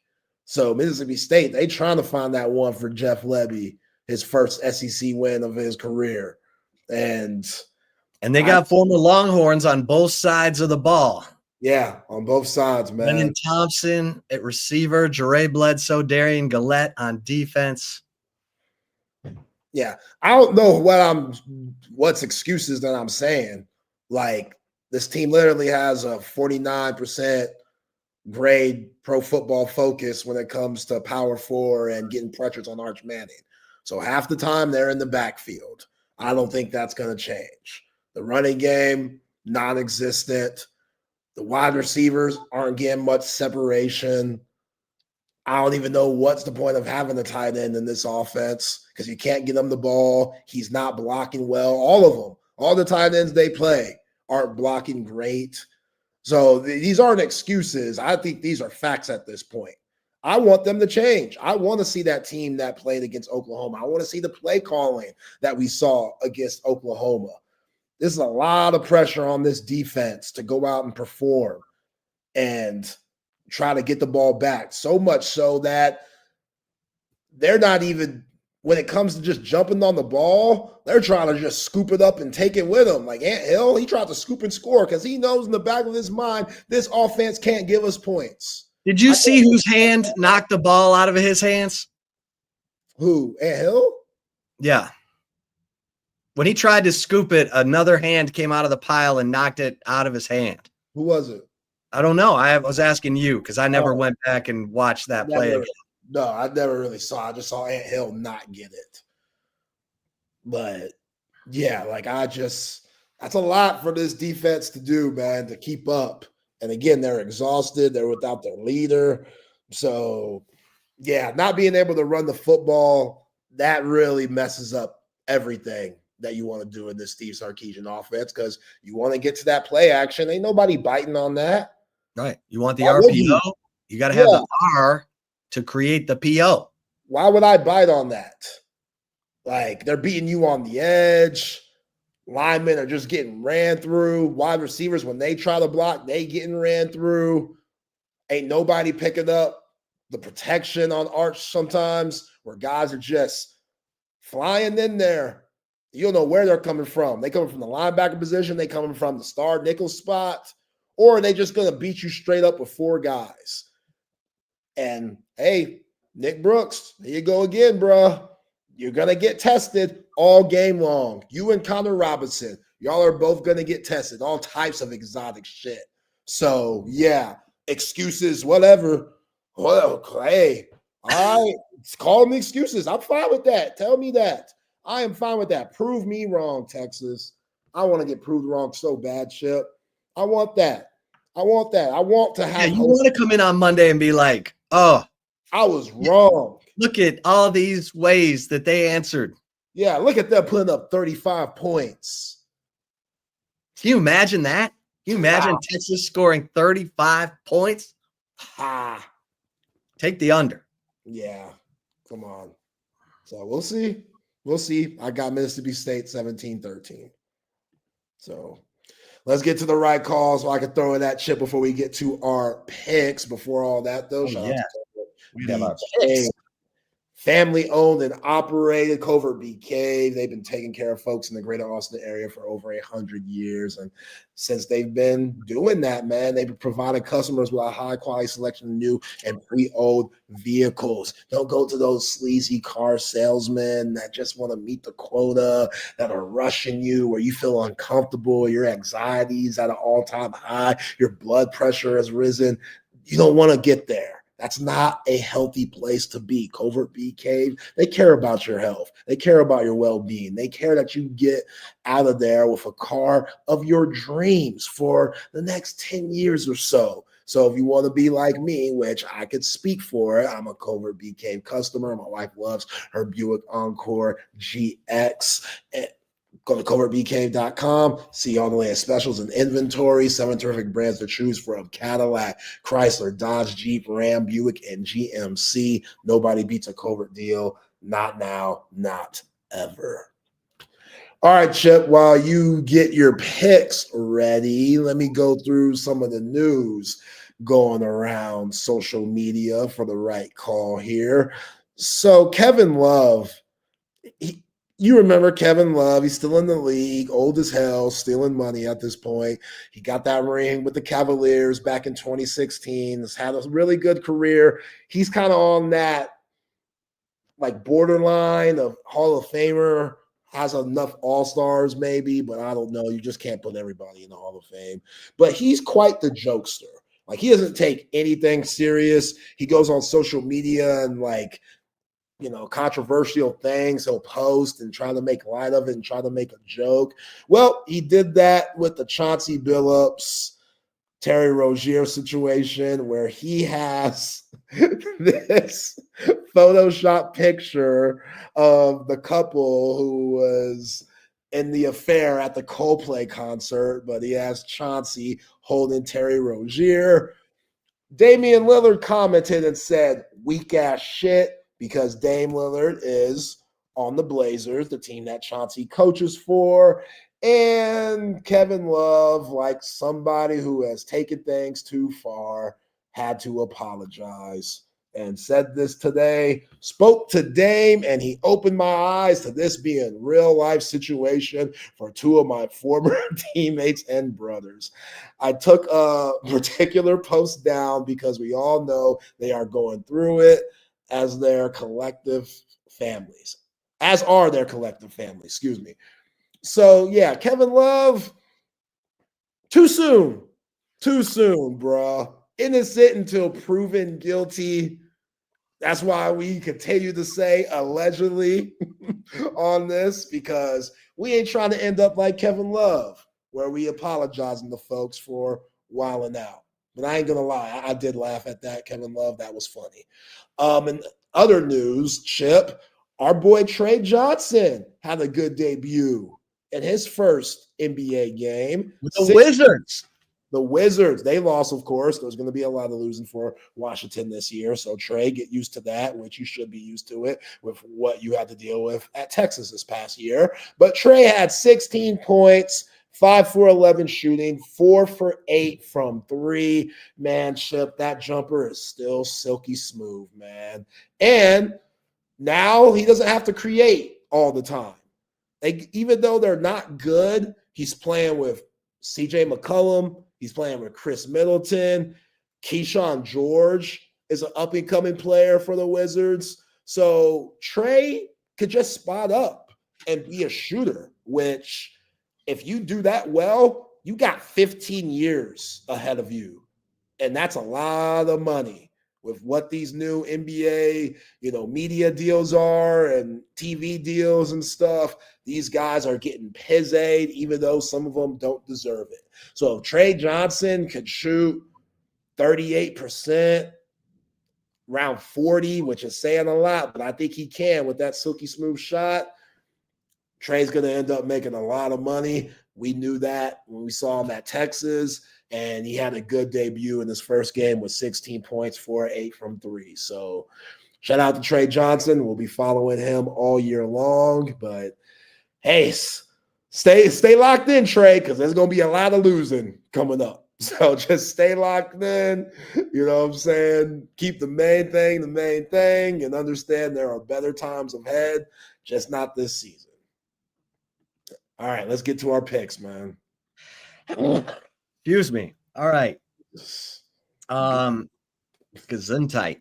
Yeah, bless you. Wow, I didn't know what that was. Whoa. Sorry. That was a lot. What that was, man. Man. Get some water or something. Thank you. All right. You going first or me? I'll go first, man. Vanderbilt. Yeah, they're going to come into Texas feeling real good. I'm taking them -3.5. They're going to beat the hell out of Missouri. Is it -3.5 now? That's what I see. Damn. What was it? 2.5. Yeah, -3.5. Yeah, I'm taking Vanderbilt.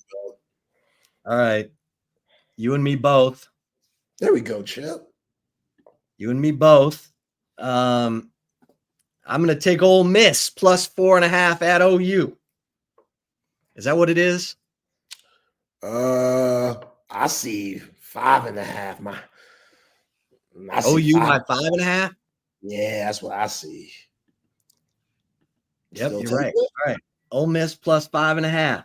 There we go. Take that thing anyway. I'm taking Ole Miss +5.5. All right. Come on, LSU. Come on, man. Come on, Brian. Come on, Garrett. Quit the BS. It's time. I'm tired of this. A&M feeling good about themselves. A&M, they talking a lot of shit. I'm tired of it. Give me LSU +2.5. Let's go. LSU +2.5. I bet against the Gig'ems last week and I won. I'm gonna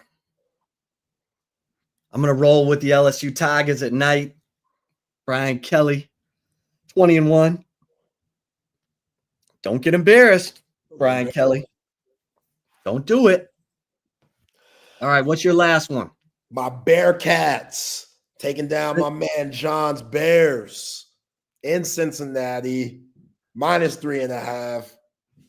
Give me the Bearcats. Cincy -3.5 with that nose tackle, Dante Corleone.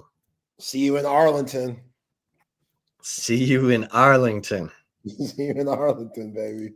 All right, and you've got Mississippi State 17-13. Yeah. I got Texas winning 19-17. All right, on to the NFL.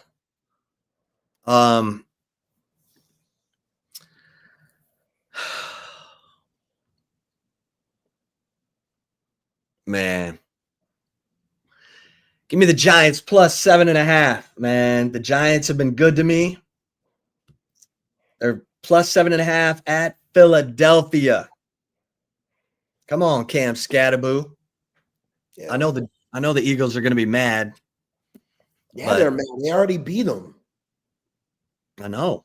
Played a few weeks ago. Yeah. All right.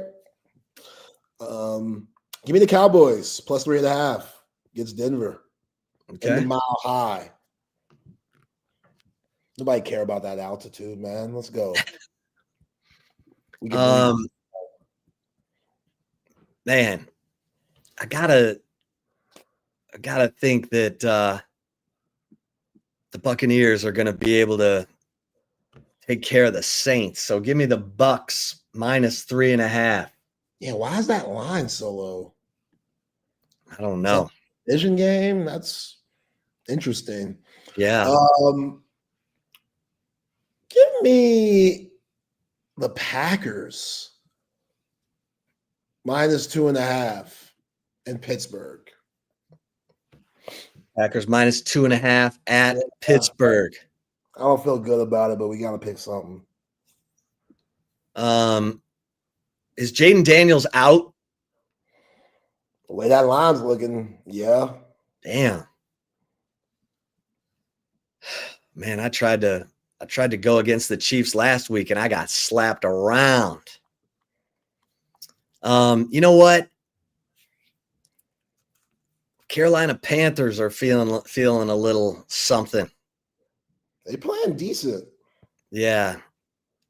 You know what? Give me the Panthers plus 7.5 at home against the Buffalo Bills. I think the Bills win, but not by 7.5.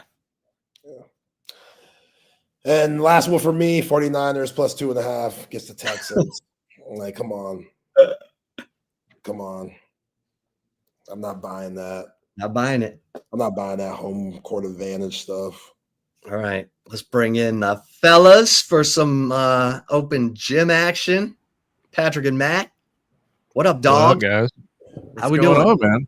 You got to be so disrespectful to my Texans, man. You got to be – just because we don't have any offensive line and we have an offensive coordinator who I don't think understands how football works, you don't have to be so rude about it. I apologize. They're trying their best. They're trying. I'm glad they're trying.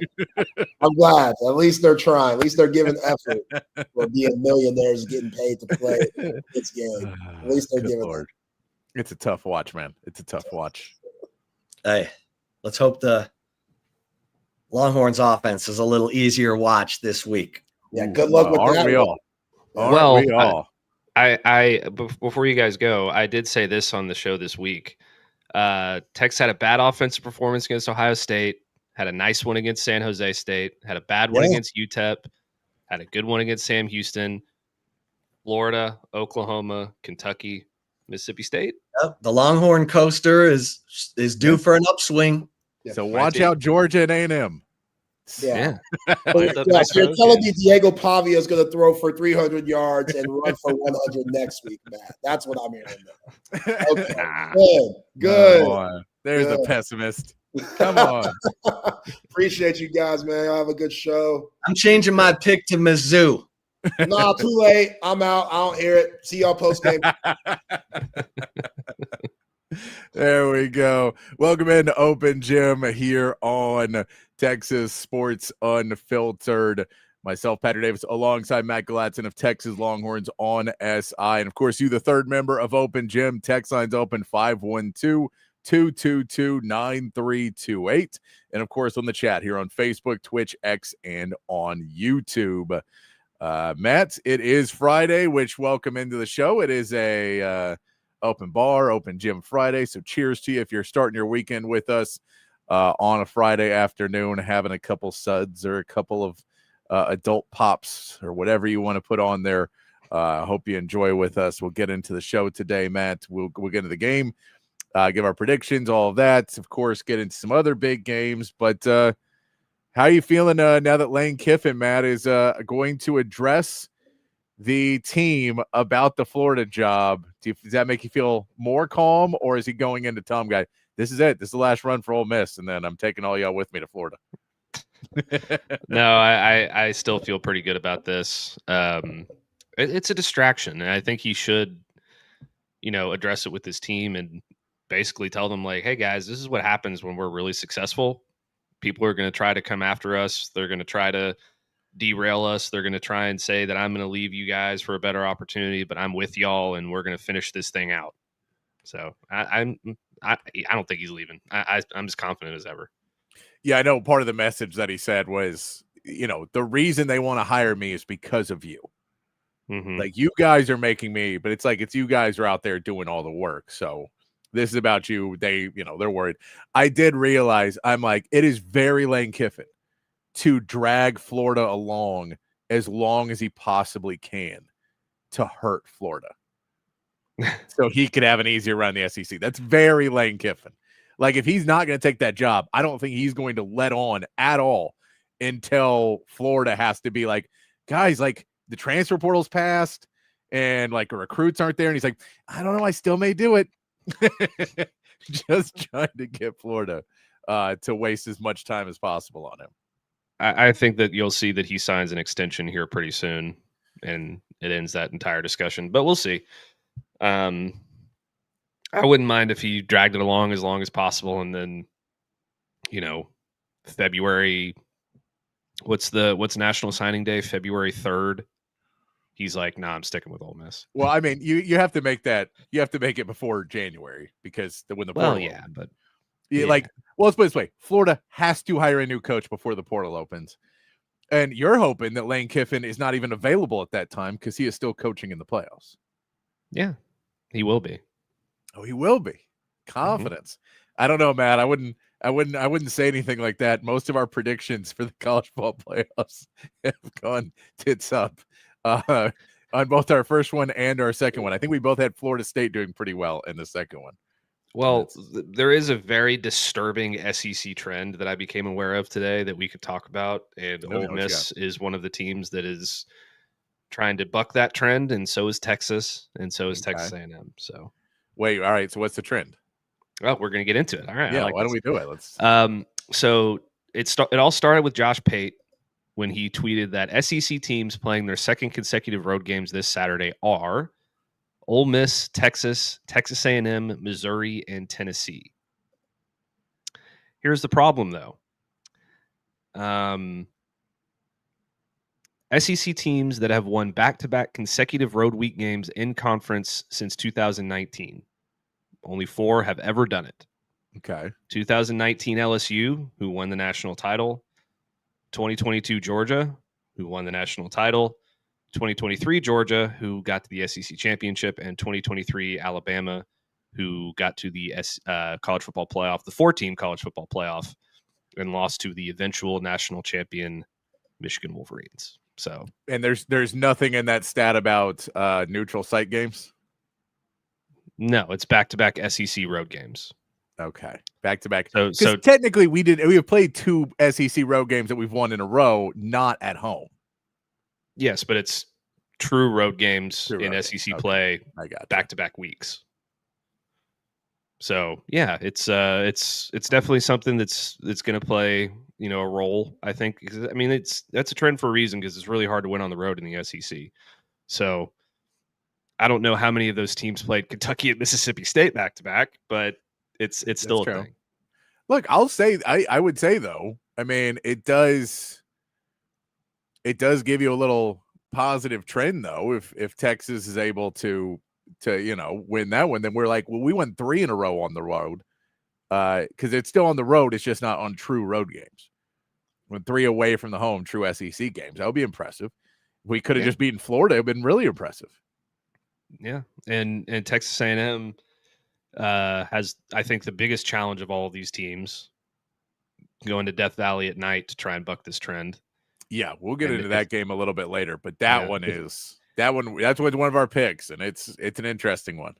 Yeah, it's if A&M wins that game, they'll be 8-0 for the first time since 1939. Jeez. Yeah. That one, we'll get into that one a little bit later. But the more I look at that game, I'm like, if the Aggies win this game, their fan base may be unbearable for the next couple of weeks because they will be breaking a lot of precedents and breaking a lot of trends that we would expect to see because you're not supposed to be able to go into Death Valley and win at night. Not supposed to be what happens. Texas is trying to go to Stark Vegas and try and get a win against Mississippi State.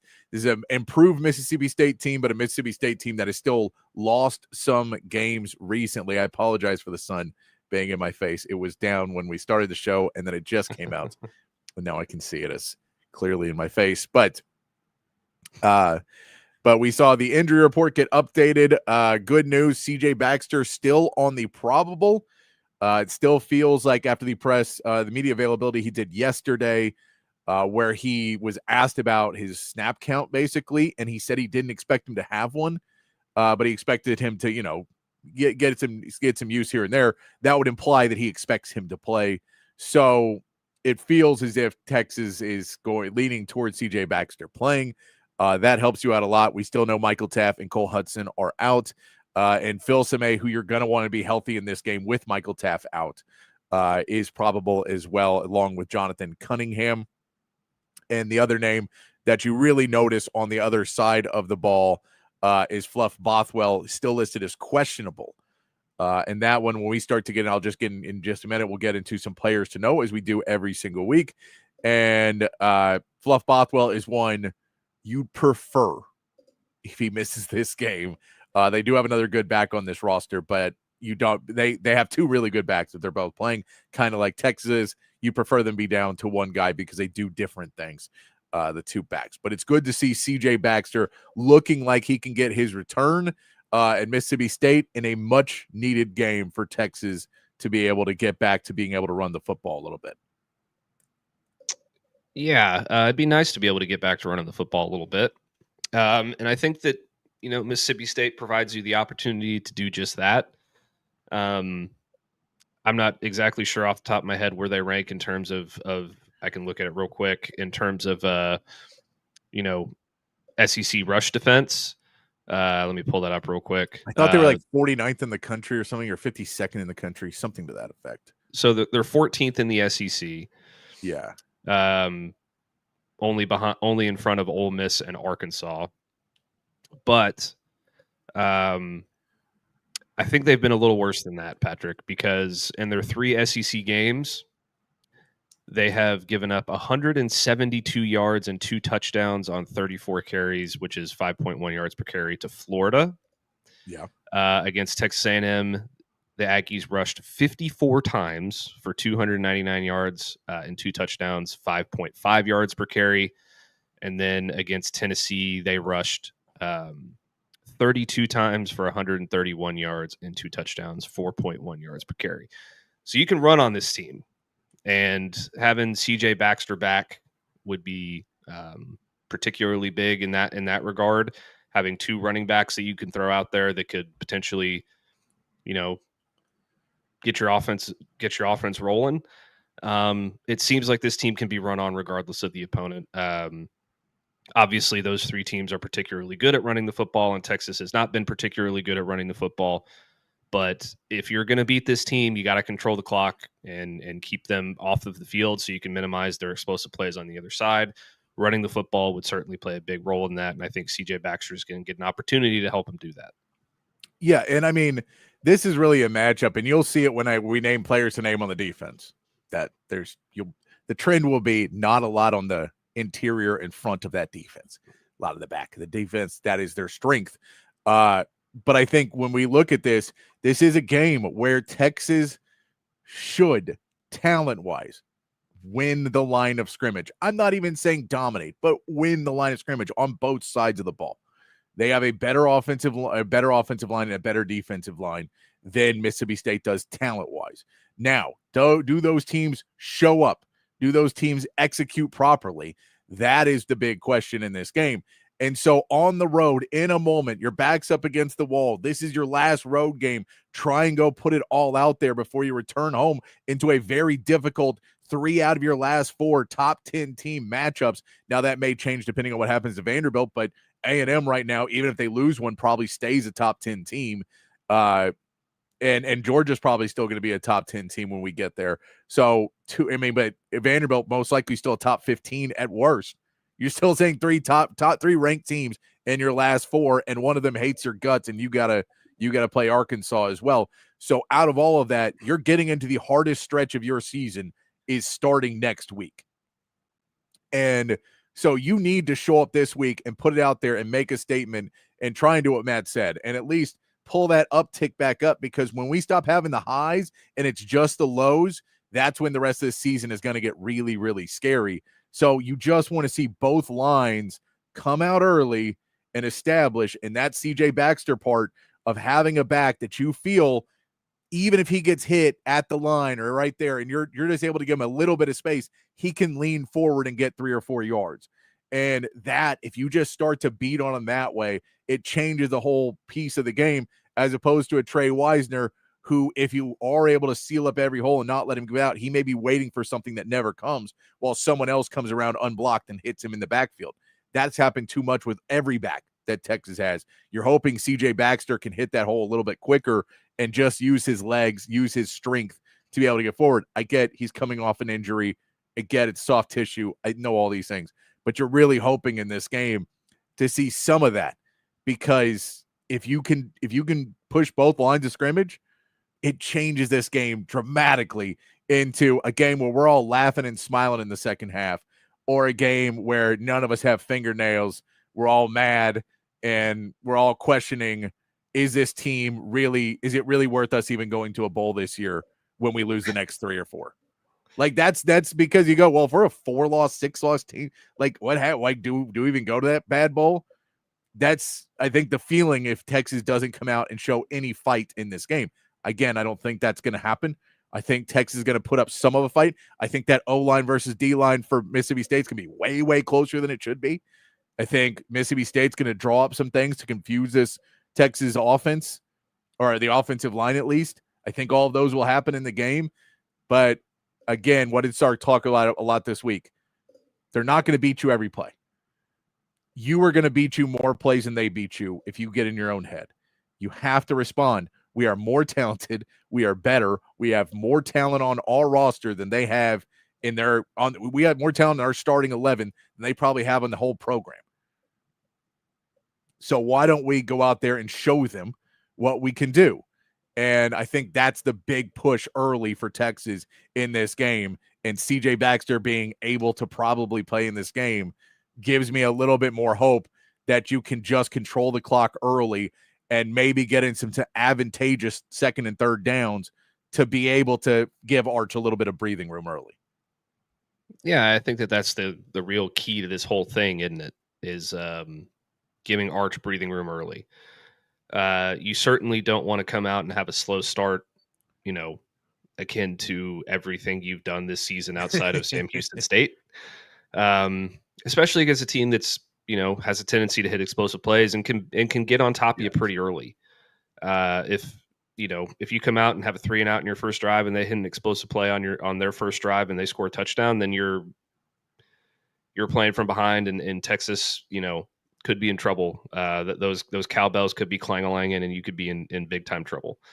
I probably would take the under, Joe. I'll give you my score prediction later in the game or later in the show, but smart money on Texas, really for the rest of the season, would probably be to bet the under in every game that they play, for the most part. So, yeah, I mean, you have to win the line of scrimmage. You have to set the tone of this football game, set the tempo of this football game, and really make them, a lot like you did to Oklahoma, really make them hurt by the time you're getting to the third quarter.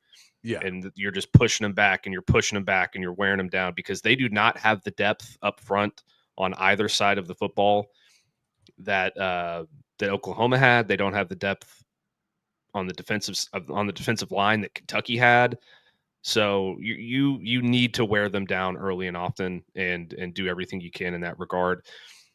I think you do have to take some chances on offense as well, to try and hit some explosive plays and just build some confidence within this offense. And no, Sark, that does not mean that I want you to do a double reverse pass on 3rd and 3 from your own side of the field. That just means try to hit a play action early in the game when you've got a 2nd and 2. Mm-hmm. Try and open something up down the field to Ryan Wingo. Those kinds of things. So if they can do that, I think they'll be okay. And I really have a hard time, especially if Fluff Bothwell isn't able to play this Saturday. I have a hard time seeing Mississippi State move the football at an efficient clip. They could still hit some explosives, but in terms of just sustaining drives, I think they could have an issue. So you got to play a complete game on Saturday. That's critical. Yeah, I'm with you 100%. Let's get to some players you need to know in this game. Let's start off with the easiest one. Blake Shapen, number 2, is the redshirt senior quarterback, transfer from Baylor. He's played in all 5 seasons of his career. He's in his 2nd year at Mississippi State. He's a guy who has really good accuracy. Blake Shapen can really put the ball where he wants to put it. He does like a little bit of arm strength, but what he can do really well is maneuver in that pocket. So he does take some sacks because he's going to stay in the pocket more, but he can maneuver in that pocket, plant his feet, and put it downfield to his receivers, who we'll talk about in just a second. But that's Blake Shapen. What he's able to do is find the space in the pocket, move up in it, plant his feet, and make a really good, accurate throw downfield. He does that extremely well.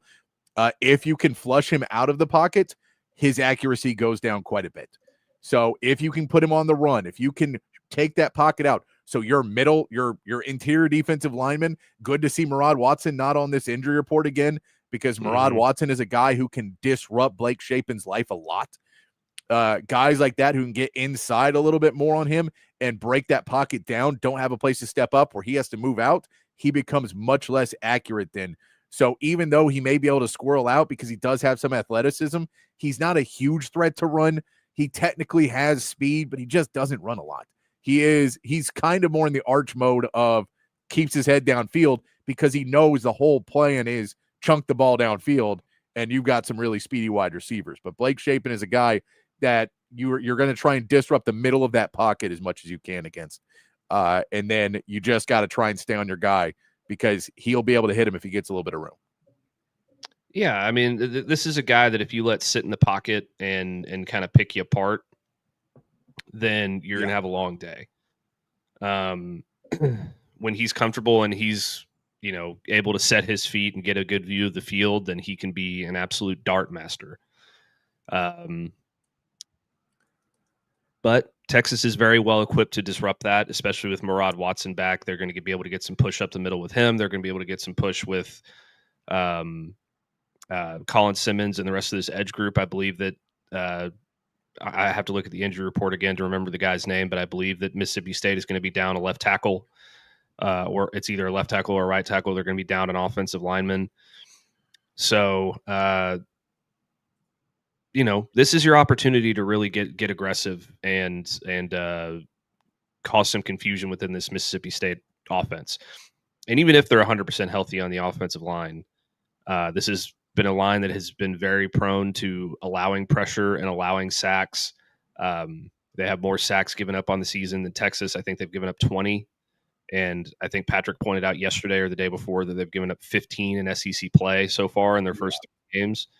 So this is an opportunity to, really get after their quarterback and make his day long and keep him from hitting those explosive plays downfield. Zach Owens, I believe, is their right guard who's on that injury report. Is that who it is? Okay. I'm sorry. Maybe I got that wrong. Do I have the wrong person? I have the wrong person, I think. I can't remember things. I can't tell you. They have somebody on their offensive line who is out as well. Yeah, so Brennan Smith and Blake Steen are both out on their offensive line. But you want to go and attack after there. Also at the running back position, I'll tell you about both of them. Fluff Bothwell is number 24. He is listed as questionable. Anybody wants to play in these games, these guys are going to try their hardest to get back. The question is, can he? But Fluff Bothwell is a sophomore running back. He's 5'10", 230. That is a lot of muscle. That is a little ball of muscle right there. He averaged 5.8 yards per carry against Tennessee, 4.3 yards per carry against A&M. He's got great footwork and balance when he's attacking the line. He can break through arm tackles easy. This dude does not go down easy. You have to keep hitting him. He doesn't have a lot of top-end speed, so he doesn't really break 30, 40-yard runs on you too often. But here's the problem. He falls forward. That guy gets hit, you hit him up, and if you're not able to wrap him up and drive him backwards because he is a ball of muscle, he will fall forward and get 4 or 5 yards of carry over and over and over again. Not really involved in the passing game, but he keeps them on schedule. That's what Fluff Bothwell does. So if he's out, it really takes the keeping on schedule part a little bit harder for this Mississippi State team to just run the clock, keep time in possession, do what Kentucky did to you last week. It's harder to do without him. With him out or with him there, Devon Booth is their other running back. He is number 6. He's the senior running back. He is a more elusive back. He is a guy that likes to go to the outside more. If he comes in the inside, he's got good patience to wait for it and try and hit the run. His top end speed is not, elite, but it's pretty good. And he's a guy who's good for a catch or two a game, but he is a wiggle guy, get to the outside, make you chase him down, and he will wait and find that line. So if you don't get that pressure, he will be able to just wait and then all of a sudden bust through and get you, an easy 6 or 7 on one run. But he is somebody that's a little bit easier to stop if you are able to hit him at the line of scrimmage, because he just doesn't have that same size and, ability to break tackles. But if you watch some of his highlights, he just gets out and he's gone. So you have to watch out for him as well for Devon Booth, number 6. Yeah, a couple of really dynamic running backs there from Mississippi State. I'm a big Fluff Bothwell stan. I think he's a lot of what I like in running backs just in general. I prefer and by the way, you can tell Devon Booth is 5'10", 205. So when I talk about that, it's 25 more pounds of just straight up muscle. Why we say that guy is a bowling ball. Yeah, I mean 5.5 yards per carry, 6 touchdowns. He's arguably the best short yardage back in the SEC. And Booth is a great change of pace. He averages 4.6 yards per carry. He's got like 380 something yards rushing this year. Very dynamic rushing attack. And Jeff Lebby has done a great job at utilizing both of those backs when they're healthy. And if you go back and you watch Mississippi State's game against Texas A&M, Fluff Bothwell was moving the ball pretty well against them, and he was keeping them on schedule. He was keeping them on the field and keeping the A&M offense off of the field. I think he had like 65 yards on 14 carries before he got injured there. And then after he went down is really when Mississippi State's offense stalled. Texas A&M was able to take advantage and bury them in the fourth quarter. So he is absolutely critical to what they do. Both running backs are, but Bothwell especially is really a key to what they're trying to do. And that's what I say, is keeping them on schedule and letting them have plays where it's 2nd and 4, and he can and Blake Shapen can try and take that shot downfield. And that's what you say. If you take him out, it's a little bit harder for them to stay on schedule, especially against this Texas run defense. So whether he plays or not, we don't know yet. We know he's probably going to try and give it a go any way he can, unless the injury is just too bad. Over at the wide receiver position, 2 main names you want to know. Of course, Brennan Thompson, the Texas transfer. He is number 0. They don't give that number to you unless you're good. He is the senior wide receiver. 18.4 yards per catch this season. That is the explosive play guy. I think at Texas, he averaged like 30-something yards per carry or yards per catch, because he was just the explosive guy, track star. He's undersized, but this is the note: speed, speed, speed, Matt. That's the note. He's developed better hands over time. He's developed a little bit better route running. He's got some moves now to shake it, try and get you off. Little stutter, changed up his pace more. But if he finds that you're on his back hip, you are running after him from that point on. Once you get behind him, he is going to go. And that's what Brennan Thompson does. Anthony Evans, the third, is their other big guy. He is number 3, the junior wide receiver. Guess what? Another track star. Transferred in from Georgia. So another big name school transfer that was a track star. And what note do we have, Matt? Speed, speed, speed. He'll be used underneath some more than Brennan Thompson does. So he does some more short route where they want to get him yak yardage for him a little bit more than they do with Brennan Thompson, because he's a little bit bigger than Brennan Thompson is. Brennan Thompson's just undersized. So they don't really want him to take a ton of hits. But he is also a deep threat. This is what this offense does. They send their dudes. They've got speed on this offensive side of the ball. Yeah, and that's what they live by. I compared it earlier in the week to the 3-point shot in basketball. You live by explosive plays, you die by explosive plays, and that's how they roll. And Brennan Thompson is certainly one of those guys that can help you get some explosive plays downfield. Evans as well is an absolute demon when it comes to getting plays downfield. He only averages 11.2 yards per catch, but a lot of that is because they try to get him the ball, I think, behind the line of scrimmage and do yak yards, like Patrick said. So he doesn't exactly have the numbers that prove he's an explosive player, but he is an extremely explosive player. Well, he does. If you look at his longest play at pretty much every game of the season, it's like 40 or 50 yards. Yeah. So he will have one play that breaks in most games. Yeah. And in terms of Brennan Thompson, I mean, this guy is also coming up clutch in big moments for them. He caught the game winner against Arizona State late in that game. I don't even remember how far that pass was. I can check real quick, but it was the game winner. He had 6 catches for 133 yards and a 58-yard touchdown. I believe that was the game winner. He had 2 touchdowns in that game as well. So he's showing up in big time moments for them. And then another receiver that is high on the radar from Mississippi State, Jordan Mosley, another really explosive guy. He's averaging 21 yards per catch. He has a 75-yard touchdown this year. But this is kind of a wild number here. And I'd have to go look at Texas to see how their receivers stack up to this. but their top 5 receivers all have catches for at least 49 yards or more. Everyone else besides Aiden Williams, who's an explosive player in his own right, or 57 yards or more. So these guys really like to rely on that explosive play to score touchdowns. So, I think that Texas, this isn't going to be something that Texas hasn't necessarily seen this year. You go back to the Ohio State game, Jeremiah Smith, Carnell Tate, Brandon Ennis, all 3 of those guys are extremely explosive. Texas did a good job of keeping them in check in terms of plays down the field. Just the one ridiculous catch by Carnell Tate on Jalen Gilbo is kind of the one that broke that streak. But they should be capable of handling it. The problem is they don't have Michael Taft back there directing traffic, which could be an issue. But in terms of talent, Texas still should be able to hold them in check to a certain extent.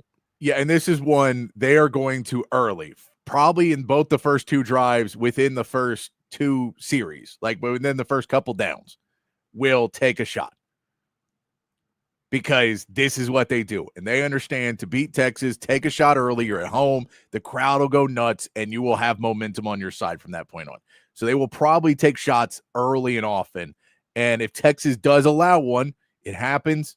They've done it against almost everybody this season. If one happens, you have to just bounce back and go, cool, don't let it happen again. And not think, all right, well, I got to be 2 because then they'll just eat you alive. So you just have to be conscious in there. That is a rare thing. You have a good enough defense, go in there. But, man, be prepared to hold your breath because they will take shots early and often in this game. That is what they do. One more offensive player for you to know, mostly because of the name. Seydou Traore, number 8, is a senior tight end. He is 6'4", 235. He's really athletic as well. What a shocker. A guy who can run downfield. He has 3 touchdowns this season, which is more than a lot of the other guys have because he is a bigger target if they do get downfield. Former soccer player, but not related to Lucina Traore from Texas. Just to throw that out there. So if someone asks the question, he catches a pass on Saturday, and someone that you're with goes, is he related to the Traore we just picked up in the transfer portal? No. They are from different countries. They are not related. I did the research this morning. I believe Seydou Traore is from London, and I believe Lucina Traore is from the Ivory Coast. So that would tell you they're not the same. But I did a little research this morning to make sure that they were not related Traores, and we had an informant from the inside giving information to Mississippi State. But that is the only other offensive player that really kind of stands out. Is other guys get the ball, everything else, but he does get a few passes. He is also a guy who can make an explosive play on you.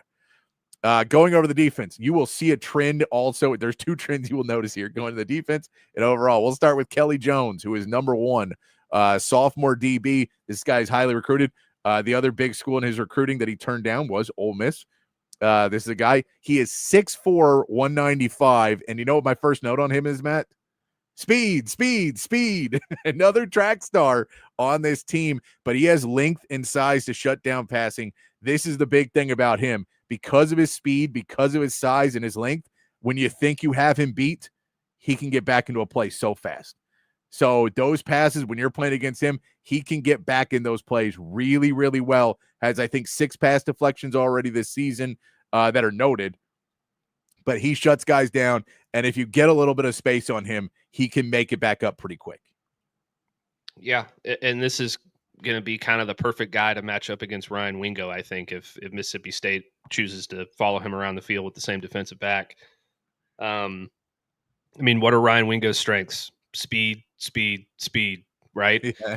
And this guy could run stride for stride with him. He's got a couple inches on him in height. So that should be an exciting matchup to watch. And if you see one of those, 2nd and 2 deep shots on a play action from Texas, and they're going to Wingo, you can bet that Jones is going to be back there trying to defend it.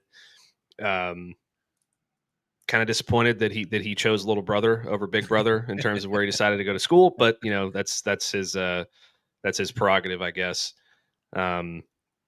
Look, Texas has a lot of speed at wide receiver themselves. Yes. I think that's something that not a lot of people want to admit. It's like our receivers are. No, your receivers are really fast. Like Ryan Yes. Wingo can fly. DeAndre No, Moore can Sark fly. recruits speed. Sark recruits speed. Parker Livingstone can fly. All these guys have speed, so it's definitely a plus for Mississippi State that they have a corner that can match up for them regardless of who he's on. Yeah, and that is the deal. As you can see, Jeff Lebby said, "I don't just want speed; I want track stars. I want guys who race for like they do this. They go out there and they race, and so he's got a lot of them on both sides of the ball. All right, let's go over to Jerron Manning. They have their own Manning too. I'm gonna go out on a limb and say he's not related to Arch Manning, but Arch is from NOLA. He is or no? I will say Traore was a little bit more of an uncommon name that I thought maybe they could have been related. Jerron Manning, number 13, the senior safety. He's a transfer from Old Dominion. This is a guy who's been on NFL radars when he was at Old Dominion, comes in to Mississippi State to play against better competition to show what he can do. He finds contact. He makes his way into plays. This is a guy who wants to go find the tackle. He leads the team in total tackles, but a lot of those are assisted. This dude ends up in the play. So this guy will always be around when things are happening. He already has 4 pass deflections and an interception this year as well. So that's another one to look at. Brylan Lanier, number 3, the senior safety. We're seeing a trend here where all these players are lining up, right? 3 interceptions this year and a sack. He uses his length to be able to make up on some plays and insert himself into some plays on passes that maybe are a little bit behind. He has done that really well as a ball hawk this season. Part of this Mississippi State defense that has really attacked the turnover margin in the secondary. And Isaac Smith, number 2, the junior safety. He's got a sack, an interception, and this dude is a linebacker in a safety's body. This dude loves contact. If you want to see which player is probably going to hit the hardest in this game, Isaac Smith is probably that dude. So they have guys who are track stars. They have guys who are really ball hawks. They have guys who will hit you hard in that secondary. They've got a lot of different talent in that secondary. And one of their main factors of defense has been turning over other teams. Almost every team in the SEC has thrown a pick already to Mississippi State. So Arch has to be careful because this secondary is opportunistic. They are opportunistic. And, I mean, what have we listed now? 4 defensive backs for Mississippi State. Yes, I put one other player in there to just even it out, but that's really their 4 best defensive players. Yeah. Listen, this if you're gonna sort of lean into the short passing game as a Texas Longhorns offense, I think this might be the week to do it because the front 7 of that team is not particularly elite in any sense of the word. They've got a couple of good linebackers, but the line is not up to par. This secondary is really, really good. So I wouldn't be surprised. We saw a lot of drag routes, saw a lot of screens, trying to take these opportunistic guys out of the play and get the ball in the hands of a guy like Ryan Wingo to try and make a guy miss. And it's, Arch has done a real for all of the struggles that Arch has had this season, he's done a really good job at taking care of the ball. The one game you could say that he didn't was Florida, and I think that you could probably say Emmett Mosley's responsible for one of those interceptions because he stopped running. He's not putting the ball necessarily in danger at a high clip, so that gives you a little bit more confidence against an opportunistic secondary like this. He didn't turn it over against Oklahoma. As bad as he was against Kentucky, he didn't turn it over. So that's going to be something he's going to have to do again this week. Take care of the football, not put it at risk, and give, Fluff Bothwell and Blake Shapen a short field to work with. Yeah, no, I'm with you 100%. But if you notice, that is a trend. Their secondary is stacked with a lot of different talent. And for Sark, this is a bigger Sark issue than anything else. You have to understand their strength is us trying to take shots. That's their strength. So let's not do that. Let's not try and find the way to do it. And if a play presents itself and you see the coverage and it's one-on-one and it's somebody that you feel comfortable with, I get it. Go ahead and try and take that shot. But for the most part, time of possession, control of the game, and play into their weaknesses, which is everything in front of that secondary. That is where you want to get them. And I get you want to stretch that secondary. You want to do whatever by taking shots. I'm actually fine with you if you want to have Arch just overthrow some passes. I don't even care about that. If you want to try and stretch it, but I would not put it anywhere where anybody could get near it. Just because that is what they do. They've turned over every SEC quarterback they have played. That's what they do. That's what they're again, explosive plays. Defensively and offensively. They live and die by that sword. That is what they do. The only other name I'll throw in there because he has 2 sacks this season is DJ Reed, who's number 42. He's a sophomore defensive lineman, 6'4", 285 at the middle. But he is filling in for their other sack leader with 2 sacks, who is Whitson, and I just like that name. But he is out on the injury report this week for Whitston. So one of their defensive linemen who has been able to get some pressure. They don't really have a lot of pressure up front. They don't really do that. They kind of want you to throw the football. Mm-hmm. So they don't really rush the quarterback as much as they probably should because they're more like, no, we trust our secondary. Put that ball up there. See what happens. And they've done it to varying results because they will end up in a game where you'll have 350 passing yards and 2 picks. And if you're willing to live with that, then that's the way to go. But if you can get 250 on the ground and then another 150, 200 through the air, then I think that's probably the better balanced attack against this Mississippi State team. Yeah, and I got a couple other players to watch out for as well. Yeah. Zachary Tillman, their linebacker, is going to be out for the first half of this game. He's got 28 total tackles on the year and a sack. He's also got an interception. Darion Gillette, former Texas Longhorn, 20 total tackles in this for them. Jeray Bledsoe, former Texas Longhorn defensive lineman, 15 total tackles. Also, Malik Silla, former 5-star recruit, Texas A&M transfer. He was part of the 2022 famous, amazing, best recruiting class ever for Texas A&M that completely fell apart and turned into nothing. He's a really talented player. So they've got a lot of talent on this defense that was recruited by other, blue blood, big boy programs that have ended up there. So the potential is there for them to be disruptive. The potential is there for them to be athletic. And, Darion Gillette, super athletic guy. He was at linebacker for Texas. And when they had their injury issues last year, they almost moved the guy to running back.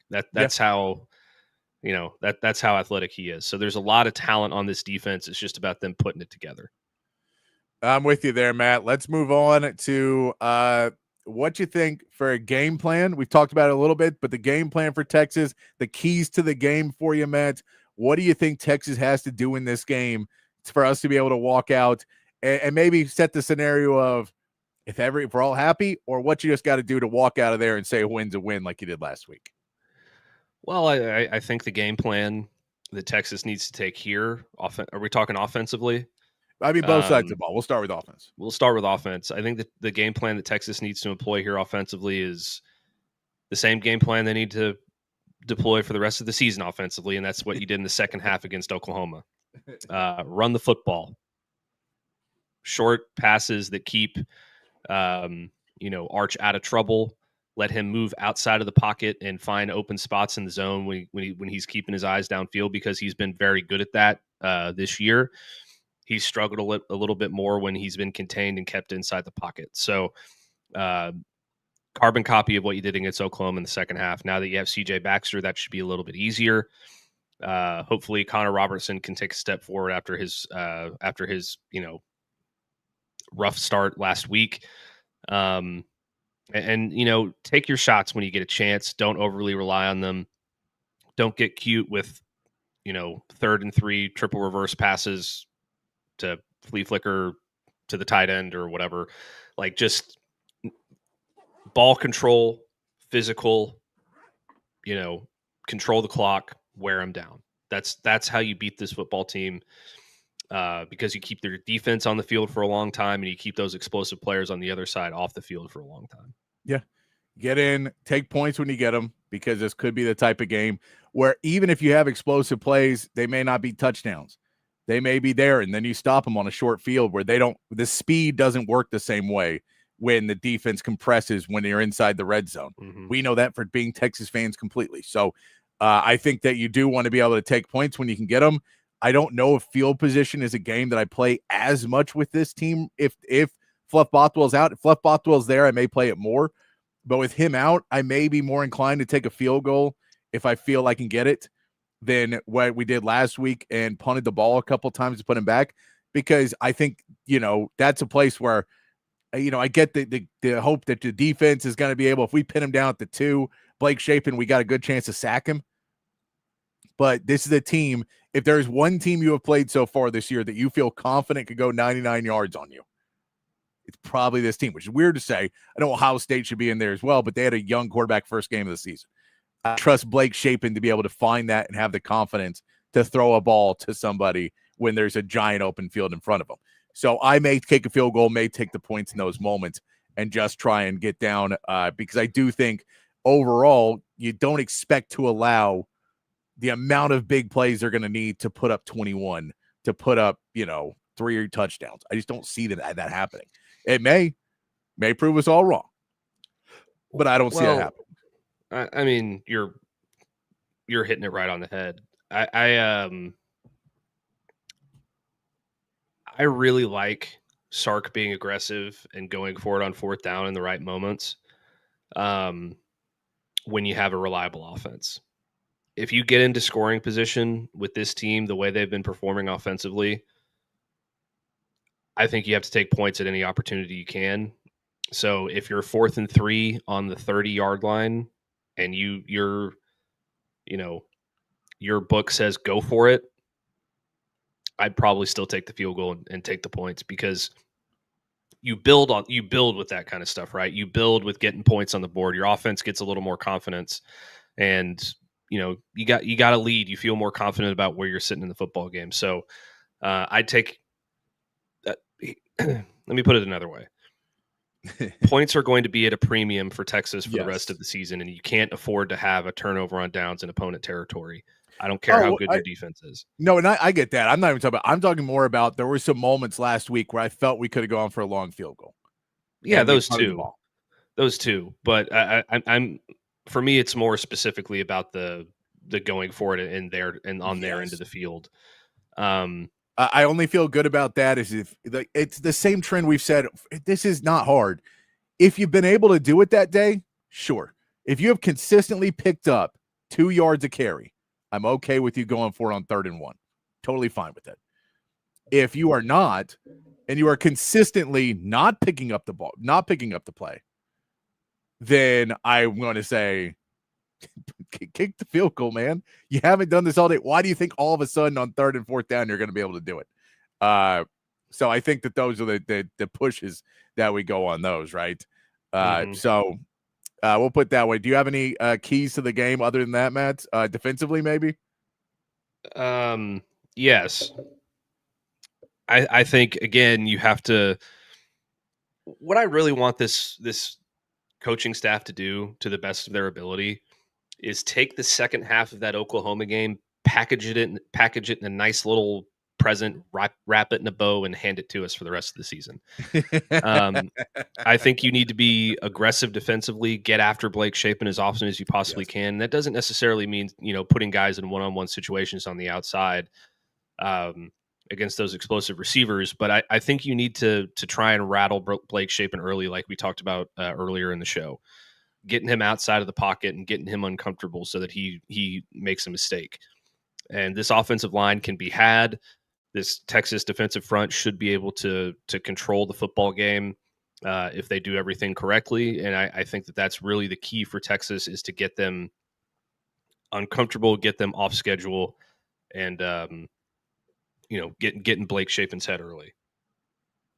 Yeah, I agree with you completely on that one. That one does feel like it is something that you need to get going defensively for this team. Let's get into our MVPs for the game, Matt. Let's start with our MVPs, and we'll do our X factors, and then we will do our predictions here. And if you want to throw in who you think will be the offensive defensive MVP, who you think will be the offensive defensive X factor, and all your score predictions, go ahead, throw those in the chat, throw those in the text line. We would love to see what you guys believe as well. Matt, let's start with you. Your offensive MVP. Last week I said it was going to be Arch Manning. Yeah. I think it's going to be Arch Manning. I think he's going to bounce back. I think he's going to be able to make some plays in this football game. I think his legs are going to come into play to a certain extent, and I think he's going to. I believe in the kid. I think he's going to come out and have a nice game, and kind of get one on the doubters that are calling him all these different things. I mean, I wrote an article today on Texas Longhorns on SI, by the way, that everybody should check out. Even Tom Brady is tired of the Arch slander. Of course he is. There's no successful quarterback that likes it. There's nobody that succeeded at both levels that really likes that talk. I think it's more guys who work in media specifically that are enjoying the talk of it. But that's just me, my opinion. But I like that. I like Arch Manning getting it back together, having a smart game.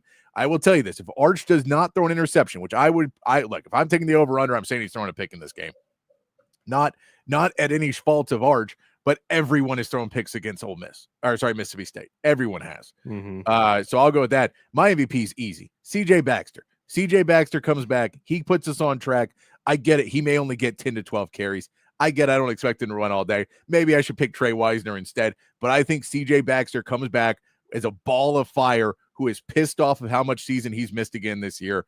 And he starts to push Piles a little bit more. He brings that fire to the offensive line to be like, dude, when I was running and I look back and you were somehow still losing while the pile's moving?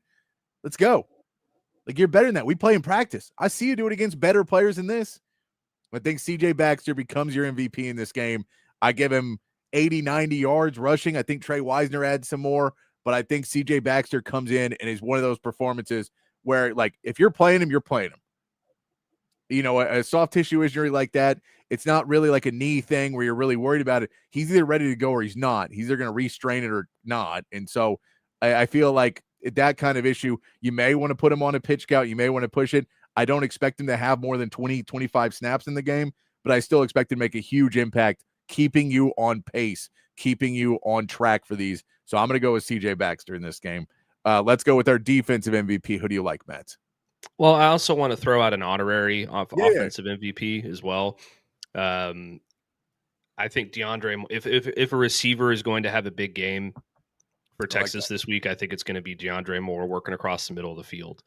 It just feels like a game that he's primed to have a big impact in if Arch is dialed in. So I would expect him to be my second choice for MVP for Texas. Defensively, for the Horns, I've been kind of going back and forth on this a little bit.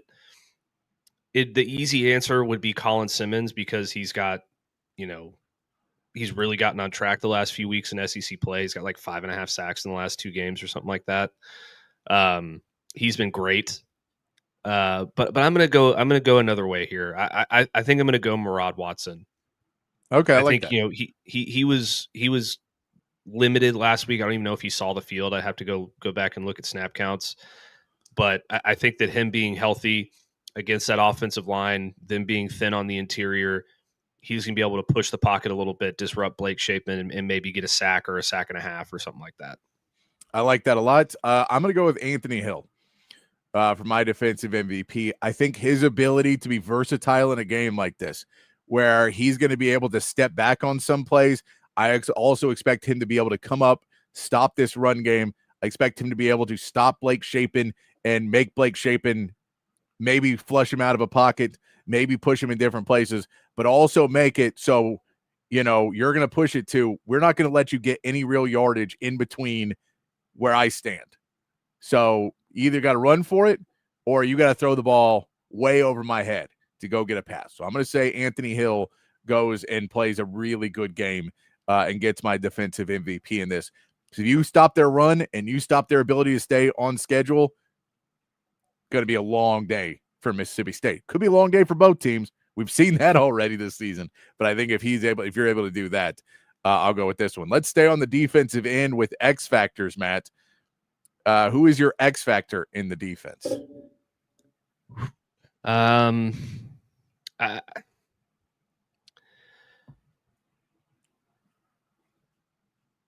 It's hard. I'm going to go with Ethan Burke. It just feels like an Ethan Burke game. I like that. Like on the road, probably a dirty game.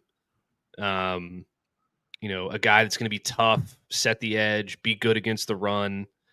I feel like he could play a pretty big role in helping that defensive line set the tone, and maybe have another big fourth down stop like he did, or like he did against Texas A&M, or like he was involved in with Kentucky. I can't say Anthony Hill because like he's the star of the defense, because and again, you talk about Anthony Hill having to be the coach on the field with Michael Taft going too. Add that into the equation. Yeah, no, I agree. I think Anthony Hill is going to play a huge role in that, but it just feels like it just feels like a game that Ethan Burke's going to make some noise, and he's going to set the tone at some point. Joe, I agree with you. I don't like Anthony Hill dropping back all the time. I think it works in certain circumstances, but I do like him to attack a lot more than he is right now. I'm with you, Joe. Let me give my X factor. It's Jalen Gilbo. I'm sorry, Jelani McDonald. Jelani McDonald. That's what I mean to say. Jelani McDonald, safety position, out there with Michael Taft out, and a team that wants to go deep. A guy who's got to sit back, help see the field, help this team be where they're at. I think Derek Williams needs to have a big game too, but I'll say Jelani McDonald being able to help ease a transition for the next few weeks with Michael Taft out and a team that just wants to go over his head. It's all they want to do is go over his head. So he has a big game in front of him. So I'm going to say he's the X factor. Whether that's good or bad, it's up to him. But I think he's the X factor in this game. Let's look over at the offensive side then, Matt. With the X factor, a lot of options you could go with here as an X factor. A lot of people need to have, they're all just light bulbs on Sark's grandma's Christmas tree. Matt, which light bulb is going to be fully lit and bright when this game starts? Well, I was going to go with CJ Baxter, Okay. but you already made him your MVP, so I'll go in another direction. I'm going to go with my honorary MVP, DeAndre Moore. Okay. I just think he's gonna be very opportunistic in this game. He's gonna help Texas move the chains in tight situations, and he's just gonna have a few of those catches that really seal the deal for Texas. And I think he's still, most players would be pissed off in the moment, and then the next week they'd forget about it. But I still think that he's the kind of guy that's really pissed off about what he did against Kentucky last week with stepping out of bounds on that late catch that. They could have bled like 15 or 20 more seconds off the clock. And he's really taken that to heart. And I think he's going to try and make up for that this week. So I'm going to cheat because, it's my show. I can cheat. I'm going to cheat and say Jack Endry / Jordan Washington. I think the tight end position for Texas is going to be important in a game where their secondary is really, really good.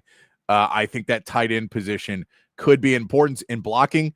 I think it'll be important in getting short yardage. And the short yardage game that you need to use. So I think probably Jordan Washington is more the guy who has been used in that short yardage, but you may be able to find Jack Endry in that as well. But when we're talking about who do you want guarding them, their secondary is really good. I trust you more going up against linebackers. And so I'd say I think the tight ends have a potential here to be really important in this game and to give you some first downs, give you maybe one or two explosive plays where they start coming downfield when they send their guys, and Mississippi State's licking their chops because you're sending your guys downfield. They lick their chops. Oh, you want to do a track meet? Let's do a track meet. They're all excited about it, and all of a sudden you drop it off, and that guy can go for 25, 30. Yeah, I really like that. I think the tight ends are going to be huge in this game. I'm kind of tired of projecting Jack Endry to have. I know that's why I threw Jordan Washington in. Yeah, so I think if it's going to be somebody, it's going to be Jordan Washington until Jack Endry proves otherwise. So I like that there. I want to answer one of these questions real quick. Yes. It's not a question; it's a comment. I have not given up on Arch yet. Yes, he's struggling. He's also been taking a beating. In the article that I wrote today over on Texas Longhorns on SI, I pointed out, and the numbers aren't in the article. You can go look those up for yourself. But if you want to give up on a quarterback after 1 year, I'm not saying you are, Joe. I'm just trying to, accentuate your point here. Then you would have given up on Matthew Stafford at Georgia. You would have given up on Vince Young. You would have given up on Colt McCoy. You would have given up on Joe Burrow. You would have given up on Andrew Luck. And those are just a few. So there's a lot of quarterbacks who struggle in their first year as a starter in a tough conference. And Arch is just another one of them. And he's going to be able to bounce back from this, and he's going to learn. He's going to be fine.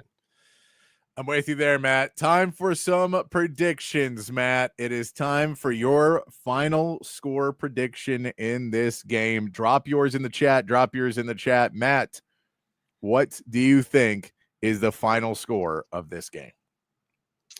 I'm going 21-13 Texas. All right. I think that, it's going to be very similar to the Oklahoma game in a sense that they're not going to hit a ton of explosives. They're not going to, have a light up the day passing attack, but they're going to control the football. Arch is going to make timely throws. He's going to move the chains.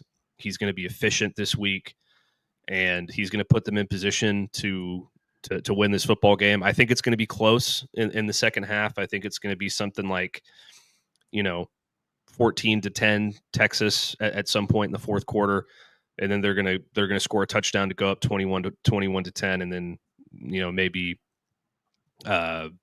Mississippi State hits a field goal kind of in the middle of the quarter there, try and close it to a one-score gap, and then Texas's defense finishes the job, and CJ Baxter finishes the job. I still maintain, even with this shitty offensive line play, that when CJ Baxter is fully healthy and playing at his full capabilities, that they will not lose a game that they are leading in the fourth quarter. I love it. I'm going 20-10 in this game. So very similar to where you're at.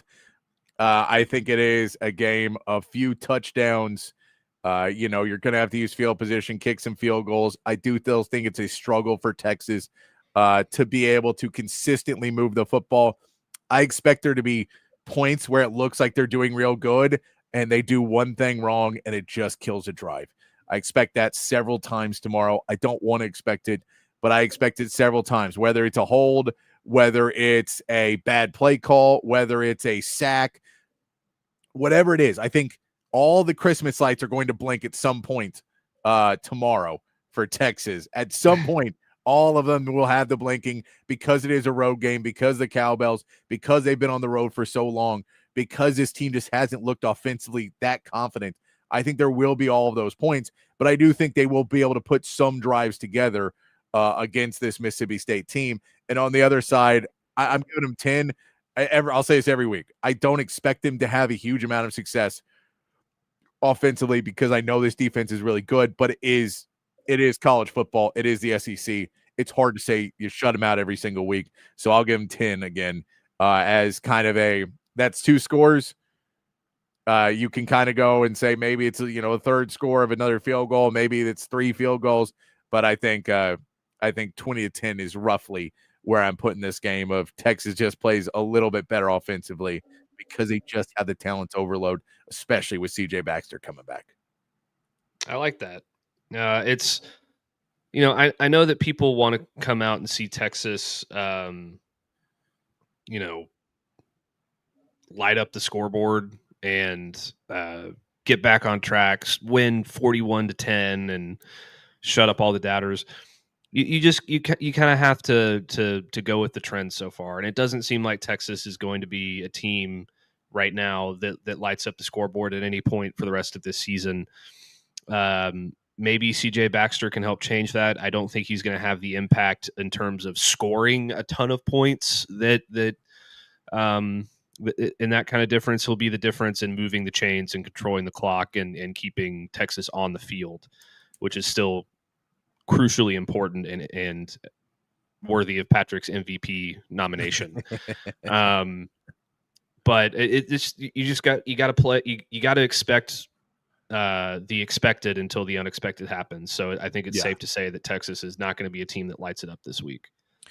We get some of the predictions here. Dag says 23-13. Temple of Brutus says 34-13. Dag also says CJ breaks a 30-yard run in the fourth to seal the deal. The Oklahoma game showed us what Arch could be, and I think it's the reason for optimism next season. The Cheez-It Citrus Bowl is actually a good bowl game.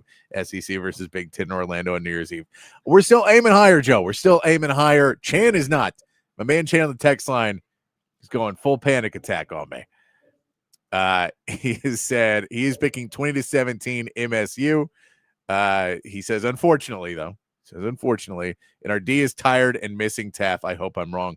I will throw this in there. Michael Taff is amazing. He is an All-American. Derek Williams was supposed to start over him. He was a replacement for Derek Williams, who is now a replacement for him. Derek Williams is a highly thought of guy. He's had some injuries, but hopefully he comes back and shows out in this game. And also he says, to my point of Matt, where I said to Texas, if they lose this game, the conversation will be Chan is already there. Says this team needs to play if they make a bowl game. They don't need practice. They need the practice. Do you think there'll be a massive player exodus if we don't make it to the playoffs? We are so away from that, Chan. We're so far away from that. We're gonna think positive thoughts, Chan. Positive thoughts. We're not going into bowl game speculation yet. Chan, I love you. You're one of my favorite listeners, and I love how you always chime in on the chat line. Having a down year doesn't mean there's going to be a mass exodus of players. This program is very good about retention. The players that get away from Texas in the transfer portal are very rarely guys who are going to have a major impact on your future. And there is this reality as well that there is now a budget come with those. So some of those players you lose will be able to be replaced in the transfer portal. Yeah. So if you do lose somebody that's a bigger name or somebody like that, you don't want to ever do that, but that person will likely be replaced plus some extra because they now know some things that they are figuring out as everyone navigates this new era of college football. So I'm with you. I love Chan. He is just Chan will be sometimes a little bit more doom and gloom, but I love him for it. You need the yin and the yang, man. You need all of it to make it work. So I appreciate it. That's why, I'm not going to shade Zay for picking Mississippi State to win 17-13. I'm not going to shade our boy Nick Harris for picking Mississippi State to win 24-13. Trying to be smarter than the room, I'm telling you. Yeah, I mean, hey, listen, if you're ever doubting who the pessimists are on this network, it's not us. It's not us. We are the optimists. All right, we're going to take a break. When we come back, we've got to get into Matt's bourbon banter. It is time for that on a Friday afternoon. We have got to make our picks. And Matt, I've tried to pick ones that I feel are going to be slightly easier on us because we're having a hard time. Last week was rough. So I picked ones that I feel are more in our wheelhouse this week. I picked some good ones. So we'll get into that. We'll talk about all the other big games, Cowboys, Texans, and a whole lot more. Whatever you guys want to talk about as well. We always love hanging out with you. So we'll do that on a Friday. It's an open gym, open bar Friday. Grab yourself another drink if you're having one with us, and we'll be back in about 2.5 minutes. At Sleep Cycle Center, we can treat your sleep apnea in various ways. My story starts 15 years ago with the loss of my father to undiagnosed untreated sleep apnea. And this is a very preventable disease, and treatment options are various. Millions of people across America have sleep apnea, and they fail to realize the early warning signs. Fatigue, daytime sleepiness, and snoring are the most common signs. We'll find the best solution using advanced technology, oral and epigenetic appliances, or CPAP. We offer weight loss, oral surgery, and laser treatments. Schedule your appointment today and get your sleep evaluation. If you're looking to remodel a kitchen, renovate your bathroom, or maybe add some new life to your outdoor space, reach out to our friends at McCall Custom Homes. They are custom home builders and renovators here in Central Texas, and they've been doing it in Central Texas for more than 40 years. It's a father-son team with a ton of experience, and all of that experience is here in the Austin area. So they know what it takes to turn an Austin area home into something truly, truly special. Right now, our friends at McCall Custom Homes are offering free estimates to TSU listeners so they can come out to your place, hear your vision, they can tell you what they can do, and then you can go from there. Don't just take my word for it. Check out their website, McCallCustomHomesATX.com. Look at the gallery of jobs they've done over the last 4 decades. And then when you're ready, again, reach out to them and they will come to you. McCallCustomHomesATX.com, or you can call or text Mike McCall directly at 512-633-9580. It's McCall Custom Homes. We build value into your home. Field goal, end zone, interception. What's up, kid? Just trying to write a new commercial for audiovisual consultations. You know, football season is about to start. Okay, so what have you got so far? Roses are red, violets are blue, football is awesome, our installations are too. Yeah, I don't think you're getting what I want. Okay, how about my football lies over the ocean? Boy. Yeah, I guess I just don't really understand this sport. Like, think about hockey, a sport played by real men. Fights, no TV timeouts, and no flopping. Yeah, that's why Audiovisual installs systems so that every customer feels like they're right there on the field. People's love for football might be hard to understand, but ABC can tackle any residential or home improvement to get you ready for the big game. Now you're getting it. Ready for the halftime show? What? Hug your kids, laugh with strangers, and make love to whoever the hell you want. Just call us at 255-8678. That's 512-255-8678. Welcome back to Open Gym here on Texas Sports Unfiltered on a Friday afternoon. Glad to have you with us. Myself, Patrick Davis, alongside Matt Galatzan of Texas Longhorns on SI. And, of course, you, the third member of Open Gym. Text line's open, 512-222-9328, or over there on the chat, Facebook, Twitch, X, and on YouTube. If you haven't thrown in your final score predictions, throw those into us right now. We're having a good time on the show on a Friday. Matt, it is a good time on a Friday. I know, do you have any plans this weekend? Are you ready to go do anything other than watch football, or is this a football-centric weekend again? I think I'm taking my girlfriend to a pumpkin patch on Sunday. That sounds like so much fun, man. Yeah, it's going to be great. So what happens at a pumpkin patch? I am too cool to know. I couldn't tell you because I don't think I've ever been, especially on an NFL Sunday. But it's that's the life now. It's gonna be. Let fun. us know. Let us know what happens at a pumpkin patch. Like, are there rides? Are there events? Is there something happening other than just a bunch of pumpkins? I feel like there has to be something else, right? We're about to find out. I'll have a full report on Monday. Okay. We'll know. If anybody knows, tell us in the chat. Give Matt a heads up. Let him know. He's going to have to get his face painted or something. It's happening on Sunday. Matt, it is Friday, which means this is when we always get into it. Oh, by the way, it is an open bar, open gym Friday. Cheers to you if you're drinking with us on a Friday. But part of drinking with us on a Friday, Matt gives us a little bit more class as opposed to me drinking cheap beers. Enjoying myself on a Friday. Matt takes a classier approach and knows his way around a bottle of bourbon. And every week he tells us a different bourbon that we should check out. Matt, what do you got for us this week for Matt's Bourbon Banter? Well, I went with another Texas bourbon. This one comes out of Waco. It's one of my favorite, everydayers. We're going with Balcones Texas Pot Still Bourbon. Okay. This thing is it's on the more affordable side of things. It MSRPs for anywhere from $30 to $40. It is typically, like, you'll find it for about $35 at your local liquor store. It's very very commonly found. It's one of the the flagships of the Balcones line. It comes out of Balcones Stilling in Waco, Texas. It's 92 proof. It's aged for 2 years. Its mash bill is blue corn, Texas wheat, Texas rye, and malted barley in undisclosed amounts. It's got a nice mahogany color to it. The nose is a little bit of roasted nuts, some molasses and caramel, maybe a little brown sugar in there. The palate is a little bit of sort of the same deal: pecan, molasses, a little ginger, and the finish is nice and smooth with some chocolate hints in there. A little bit of toasted oak, which we all know I like a little bit of oak in my bourbon. And it's just a nice solid everydayer. This is the one of the first additions to the Balcones lineup.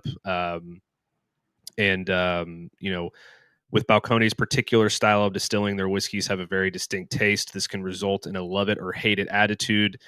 Though the company's lineage release found a very approachable middle ground, Balcones' Texas Pot Still Bourbon is still Balcones through and through. But it's very approachable. It's very easy to get into. It's very smooth. And this is actually one of the first bourbons that I started drinking, as a matter of fact. Some friends of mine from back when I lived in Dallas, they were in the Dallas radio scene at 105.3 The Fan. Skin Wade, in particular, was a good friend of mine, and they got involved in balcones. They sent me a few free bottles. This was the first one I tried, and I have been hooked on it ever since.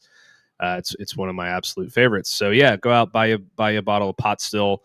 I currently don't have a bottle in my collection because I finished it a couple weeks ago and I forgot to save the bottle for this review. So apologies for that, but there's a nice, beautiful picture courtesy of Breaking Bourbon.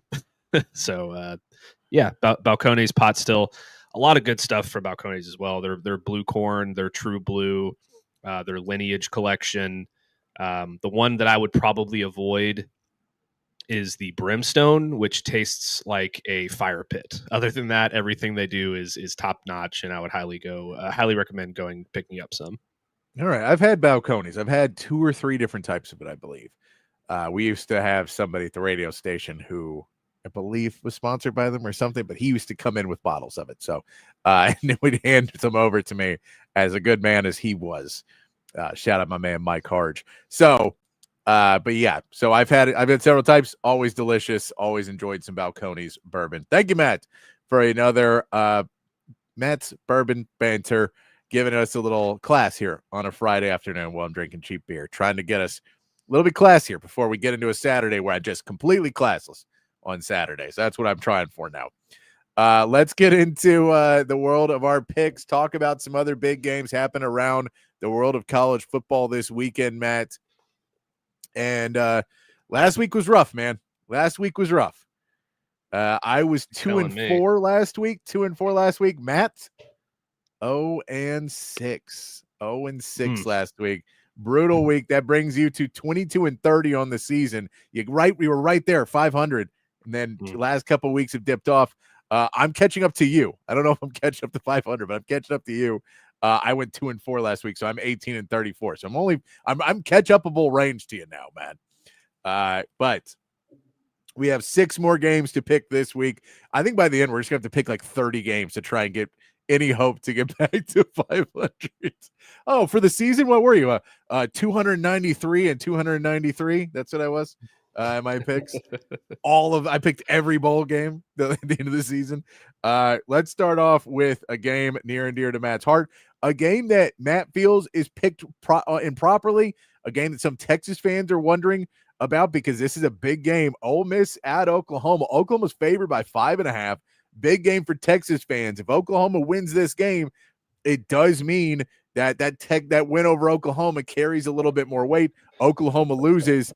Well, now maybe you beat a down Oklahoma team, and you really still haven't beaten anybody that good.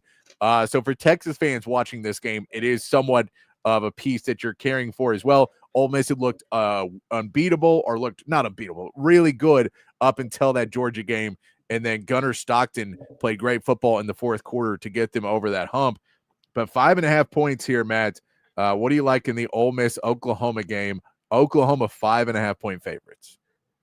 I think that this is going to be a little bit higher of a scoring game because I don't believe in Ole Miss's defense. Even though, they've had a couple of good outings, I think that this is a team that John Mateer can move the football on, especially based off what you saw last week against Georgia. But I think that everything that Texas did well offensively against Oklahoma, Ole Miss is better at. They have more explosive receivers. They have a more consistent quarterback. They have a better offensive line. They have one of the best running backs in the SEC. I think they'll be able to move the football on the ground against Oklahoma. I think they'll be able to put up points against Oklahoma. And I think that they're going to cover the spread, and I think that they're going to win. I think it's going to be somewhere along the lines of, 28-24 or 31-28, but Ole Miss gets the win and they cover the spread. All right. I'm going to take Ole Miss here too because I don't like the 5.5. I think Oklahoma could win. I'm not sold on this offensive line for Oklahoma. I'm not sold on this offense for Oklahoma with John Mateer against a better defense. I get Ole Miss's defense has fallen off in some parts this year, But I believe that Ole Miss will be able to come back. I don't think their defense is as good as it's been. I think Trinidad and Chambliss will be able to do enough against this Oklahoma defense, though, that they'll be able to move the ball. By the way, all right, Cubed, the reason why we are so bad is because a lot of these games we would never put money on. There's games where we're like, oh, I really like this line or not. I try to pick the games away from that for the most part to make this more challenging on us. That's why our picks not as good. A lot of shows pick the easy ones. We go for the hard ones. Also, I like the name. All right, Cubed. Do you know who uses that name, Matt? Math. You McConaughey. Get it? It's a math joke. All right, Cubed. Yeah, no, I put a pun on your name. It's great. Let's get to Mizzou at Vandy. Vandy is a 3.5-point favorite. This is a crazy world we live in. That game day will be at Vanderbilt for Mizzou versus Vandy. That is a weird world we live in the SEC. Both teams playing really good. Vandy is 3.5-point favorites. What do you like in this, Matt? I think that this Vandy thing has to stop eventually. I'm not sure that Missouri is going to be the team to do it because Vanderbilt just absolutely bullies you up front.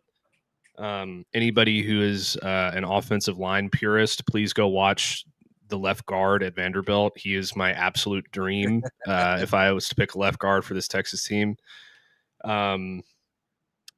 something tells me though, something weird is going to happen. Maybe Vanderbilt's magical run finally comes to an end. I'm picking Missouri to cover the points. I don't know why.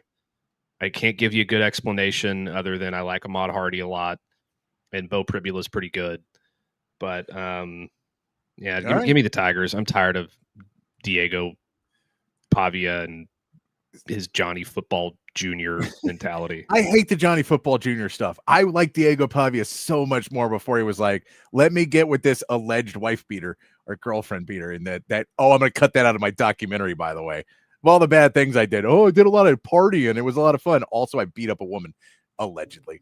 I think maybe that should have been more of a piece of the documentary. Seems like one of those really horrible things that you don't, you maybe mention with your down point of your life. But that all being said, I will say the one piece I'll give you for Diego Pavia and this Vanderbilt offense, consistency. They have been really consistent at moving the football. They've been really consistent at getting downfield. Missouri, not so much. Missouri's been good, but the consistency hasn't quite been there. So I'm going to go with consistency. I'm going to go that Vandy continues their run and it gets shut down next week. They get too high on their horses and think they can roll into Austin, Texas. But I think Vandy gets another huge win here this week against Missouri at home. College game days there. It is a big, big day. We'll see if Pavia wears a tux again like he did earlier this year.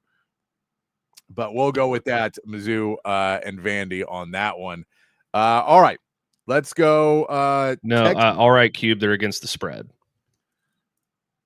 No, yes, all against the spread. If they were straight up, too, it would be easier, but we're all against the spread. Let's see. Texas A&M -2.5 at LSU. I have Texas A&M here. They're the best football team in the SEC right now, alongside Alabama. You could go 1A, 1B there. They have a really, really good offensive line. They can run the football. They can hit explosive plays downfield. Their quarterback can move. I don't think that this LSU offense is going to be able to move the football against them a whole lot. A&M has the SEC trend working against them with the 2 straight road games on back-to-back weeks. They're trying to make history this week by winning in Baton Rouge for the first time since '94, and going 8-0 for the first time since their last national championship in 1939. And I think they're going to do it. I think that they cover, and I think that they win this game 31-24. All right. I think A&M has a really good shot to win this game. A&M is the better team. They are playing better. There's no reason to pick LSU except I'm going to. It's a night game at LSU. If we're looking at how SEC football has been, how competitive it's been, this is an LSU back against the wall game. And those games have been decided by which team wants it more. And I think at home, in the stadium with everyone behind him. Everyone's saying that Brian Kelly should get fired. Everyone's saying that LSU is a giant failure and everything that's happened. I think they find a way to win against A&M. Marcel Reed gets into a really hard environment. The big road game they played in earlier this year was Notre Dame. Notre Dame is not quite the same team as what I think LSU could be. Notre Dame just hasn't been as good this season. So I agree here, the dog. Brian Kelly going to Brian Kelly. Aggie's going to Aggie, though. And I think Aggie's going to Aggie might beat out Brian Kelly's going to Brian Kelly. So I'm going to go with LSU at night in Death Valley. That's where I'm going to go. All right, Matt, you know more about this game than I do. You talked about it the other day, so I put it on my picks because you talked about it the other day. We need a win here. Houston at Arizona State, 7.5. 7.5. You said you liked this pick yesterday, so I put it on here. Yeah, I mean, listen, I think Houston's a little bit underrated. I think Connor Wegman's playing really well. Really well. Jordan Tyson is out for this game for Arizona State. He's their big playmaker. He's the guy that hits the big plays downfield. He's an impossible matchup for almost anybody. He's not going to be there, and I think that's going to hurt Arizona State. And I'm picking Houston to cover this one, plus 7.5. I don't necessarily think they're going to win, but I think they're going to cover. Matt, I love it, and I love the pick. I'm going with you as well. Houston covers against Arizona State. This Arizona State team has been really hit or miss this season. They're starting to play a little bit better now, but it's Jordan Tyson, man. That guy bails you out over and over and over again. That guy is so good. And you'll look at passes that are 5 yards out of bounds, and he puts his two little toes in, and he reaches out big and goes, catch that pass. Like, no one's going to be able to do that but him. There's a reason that guy gets open. There's a reason that guy gets so many targets. And I just don't know how you replace him against the Houston team that's playing really well. So Arizona State may be able to win this game, but I don't think there's any way that they're blowing out Houston, who's been playing really good football this season. NFL time, Matt. Couple picks in the NFL. Not a huge NFL week either. Not a huge college football week of, top tier matchups. There's great matchups, but not top tier ranked matchups. Not great matchups in the NFL either this week. Kind of a lower week. But an interesting one I saw: Bears at Ravens. Ravens 6.5-point favorites. Lamar Jackson expected to be back, but not fully back. So that's a kind of question mark. Bookies clearly think Lamar Jackson will be back. But Lamar Jackson coming back, a Bears team that has won a bunch this month, playing good football. A Ravens team who has been awful this season, but they think the Ravens are favored by 6.5 at home here. It feels like even if they're favored, not 6.5, right? Yeah, I'm taking the Bears here. Even if Lamar Jackson comes back, I don't think that fixes the defense, and I think that the Bears are going to be able to move the ball against him. It's going to be a close game, so I'm going to go Bears here. I do think the Ravens win, actually, with Lamar Jackson back, but I don't think they're going to cover. Yeah, I think this is another 35-38 game, something like that. That's a ridiculous game, but I'm with you. I got the Bears as well in this game, covering 6.5. And I think they could outright win this as well. The Ravens have just been god-awful defensively. Just god-awful. And I believe they're getting Kyle Hamilton back. They're getting some players back, so they should be a little bit better. But I trust Ben Johnson in this matchup. I trust him to be able to figure out, watch the tape of what happened to Baltimore, and I don't think they fixed it over a bye week. I just don't. So I'm going to go with the Bears here as well. Final pick of the week, Matt. We got to do better. We got to get some wins here. Packers minus 2.5 at the Steelers. Packers off a bye week, are coming back off of it. The Steelers have been playing really good football. This is the Aaron Rodgers revenge game. Aaron Rodgers has said, though, he expects to retire as a Packer. When he finally goes out, he will go sign the one-day contract and retire as a Packer once he is done. Not he's going to go back and play for them, but retire as a Packer, basically. When I go in the Hall of Fame, I will go in as a Packer. That's expecting a lot, considering the way that you burn those bridges, Aaron. They wanted their name on the Hall of Fame plaque. But Packers 2.5 at the Steelers. I'm going to go with the Steelers here. Aaron Rodgers is really good in revenge games. So I think they cover here and they win, and he does some gloating thing in the press conference afterwards, and he's like, yeah, they decided to get rid of me, and this is what they get.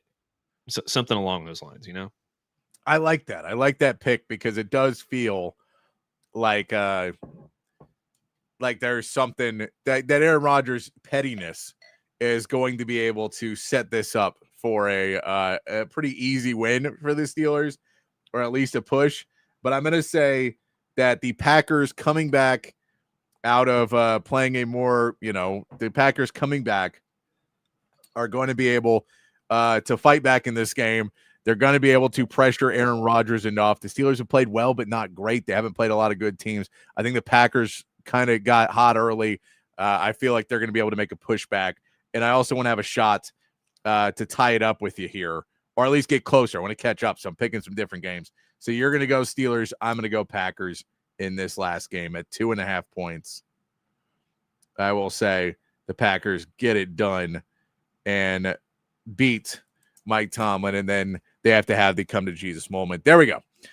So our first pick, we both took Ole Miss plus 5.5 against Oklahoma. You took Missouri plus 3.5 versus Vandy. I took Vandy minus 3.5. You took A&M minus 2.5 at LSU. I took LSU plus 2.5 in that game. We both took Houston plus 7.5 against Arizona State. I'm gonna have to go back and see when we agree with each other how we do. Let's see if how we're doing in those picks, just those, and we'll see if it gives us a trend or not. Bears at Ravens 6.5. The Bears, we both have the Bears covering that one, and then we will take separate picks on the Packers giving 2.5 at the Steelers there. So that is our picks for this weekend. We will hope that they work out accordingly for us. But other big games happening around the world. This one's interesting to me, Matt. When we start to look at some other games, let's look at some college games first, and we'll go to Team NFL and talk some Cowboys and Texans before we get out of here. But this UCLA-Indiana game should not be interesting. Indiana should win handily, right? It's a 26.5 point spread, though, Matt. And UCLA with Jerry Neuheisel at the OC, new coach, they get rid of Deshaun Foster, and this team turns around and wins their last 3, right? So they haven't been world beaters, but they beat Penn State, who I know everybody's beating now, and they're taking that and turning it into 3 straight wins. I don't think they beat Indiana because I think Indiana is on a mission right now, and they're just more talented. They're better, right? I do think there's a chance they keep it within the number. Do you think this game has any chance to be close, or does Cignetti do what Cignetti does and says, I'm going to double down on our college football resume and try and put up 70 on this team? I think he's going to try to put up 70. I think he's going to try to put up 70 on everybody that he plays this season because he thinks that that's going to somehow make up for the fact that they had to play Indiana State, or they chose to play Indiana State instead of a team like Virginia, who now looks like a pretty good football team. It might have beaten them, so maybe they knew what was coming. I think UCLA covers. I think this is going to be a closer game than the experts think, as the great Lee Corso would say. So yeah, give me UCLA to cover on that one. I like it. Yeah, and I'm a Rick Neuheisel fan from birth. That I was somewhat named after Rick Neuheisel, which is a story I've told before there. But my parents, so this is right behind me right here. That's a San Antonio Gunslingers hat, right? San Antonio Gunslingers were, I believe, USFL, but like a team in San Antonio back in the day. Rick Neuheisel out of UCLA was the quarterback for the team when I was born.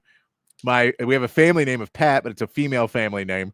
My parents' names are both more obscure names. So they were like, we're naming our kids stuff that you can, like, they're easily spellable, they're easily pronounceable. So they named me Patrick because they were like, they don't give him options because he can be Pat or he can be Rick, like Rick Neuheisel. He could be, Rich or Patty or whatever he wants to be. So I was somewhat named after Rick Neuheisel, very loosely, but somewhat. But I always remembered that. They always told me that. So now that his kid, Jerry Neuheisel, is the new OC and tearing things up, I'm rooting for UCLA in this. Hey, Naman, congratulations. It's awesome, man. Congratulations, Naman. She's a true partner if she's letting you listen to Open Gym on your wedding day. So we love that. Congratulations, man. That is awesome. Congrats to both of y'all. Appreciate you tuning in. I mean, you should not be. You should be enjoying tying the knot. You should be doing that. That is awesome. I don't know why you're here. The one time I'll tell you that. Everyone else has to be here, but everybody congratulating him on an awesome day for him. That's very cool. Let's look at some other games though across the world of let me ask you this one, Matt. The Alabama-South Carolina game. Is this a trap game at all for Alabama? We asked Bruce this yesterday, but this is a Alabama team who feels like they're playing really well going into a South Carolina game. And Damon, throw your prediction in there if you're still with us. Want to see what you think. You got good mojo right now. Alabama and South Carolina.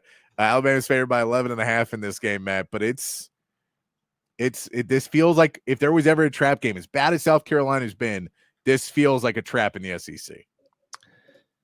Yeah, this game kind of gives the feeling to me of the Oklahoma game last year for Alabama, where they were riding high after some dominant wins over LSU, and I can't remember who the other one was off the top of my head. But then they came against Oklahoma and they stunk it up. I mean, obviously that was Jackson Arnold, and that wasn't a capable quarterback. And Lenore Sellers is certainly capable. I think this could be a trap game. I think it's tighter than people think, and I think Alabama wins, but it's close. Should be a fun one to watch, though. I want to watch Lenore Sellers have a good football game. Maybe this is finally it. Yeah, no, I want to see that, and I'm really curious to see it. I'll be watching with some Alabama friends with that game on one TV and the Texas game. We're already trying to work out logistics so that we can have both games on, and we multiple rooms, so you have the volume on a room, and then who's going to have the outside. All of those are things that you have to think about when you hang out with some very good old friends to watch these games.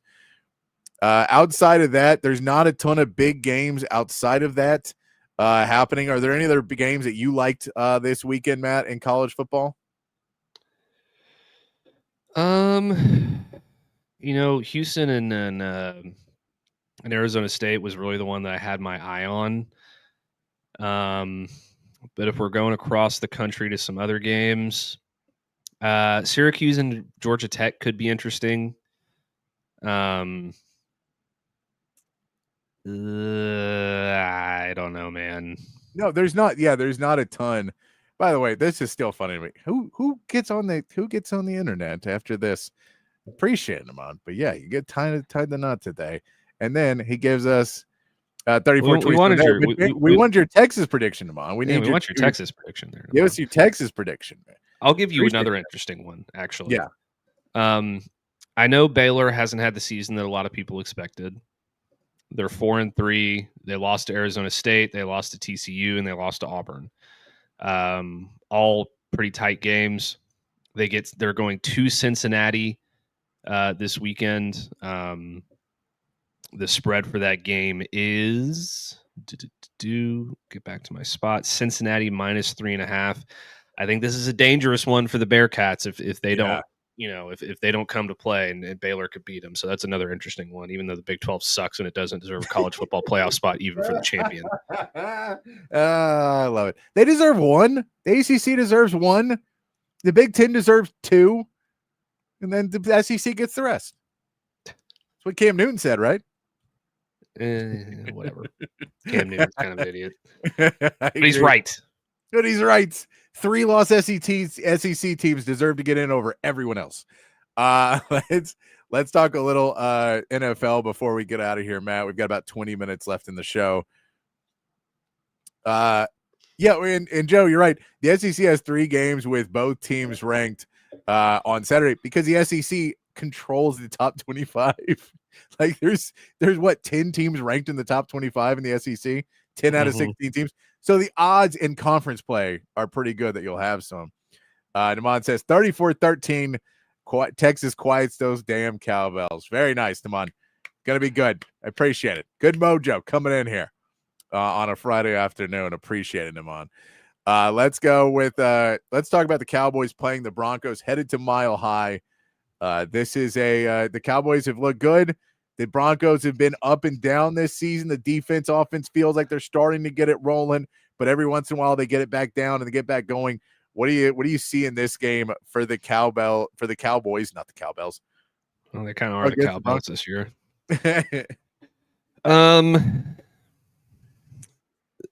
very much in the same way that the Longhorns are trending up and down this season from week to week. I think the Cowboys are also trending up and down from week to week. Open up with a loss to the Eagles, beat the Giants, play like crap against the Bears and lose, tie the Packers, beat the Jets, crappy performance against the Panthers, dominate the Commanders. I just think that it's going to be another one of those opposite end of the spectrum games. J.K. Dobbins is on my fantasy team, and I need him to go for like 50 this week if I have a chance of winning. So I'm going to be cheering for the Broncos here, specifically J.K. Dobbins to get like 40 carries for 250 yards and 4 touchdowns. I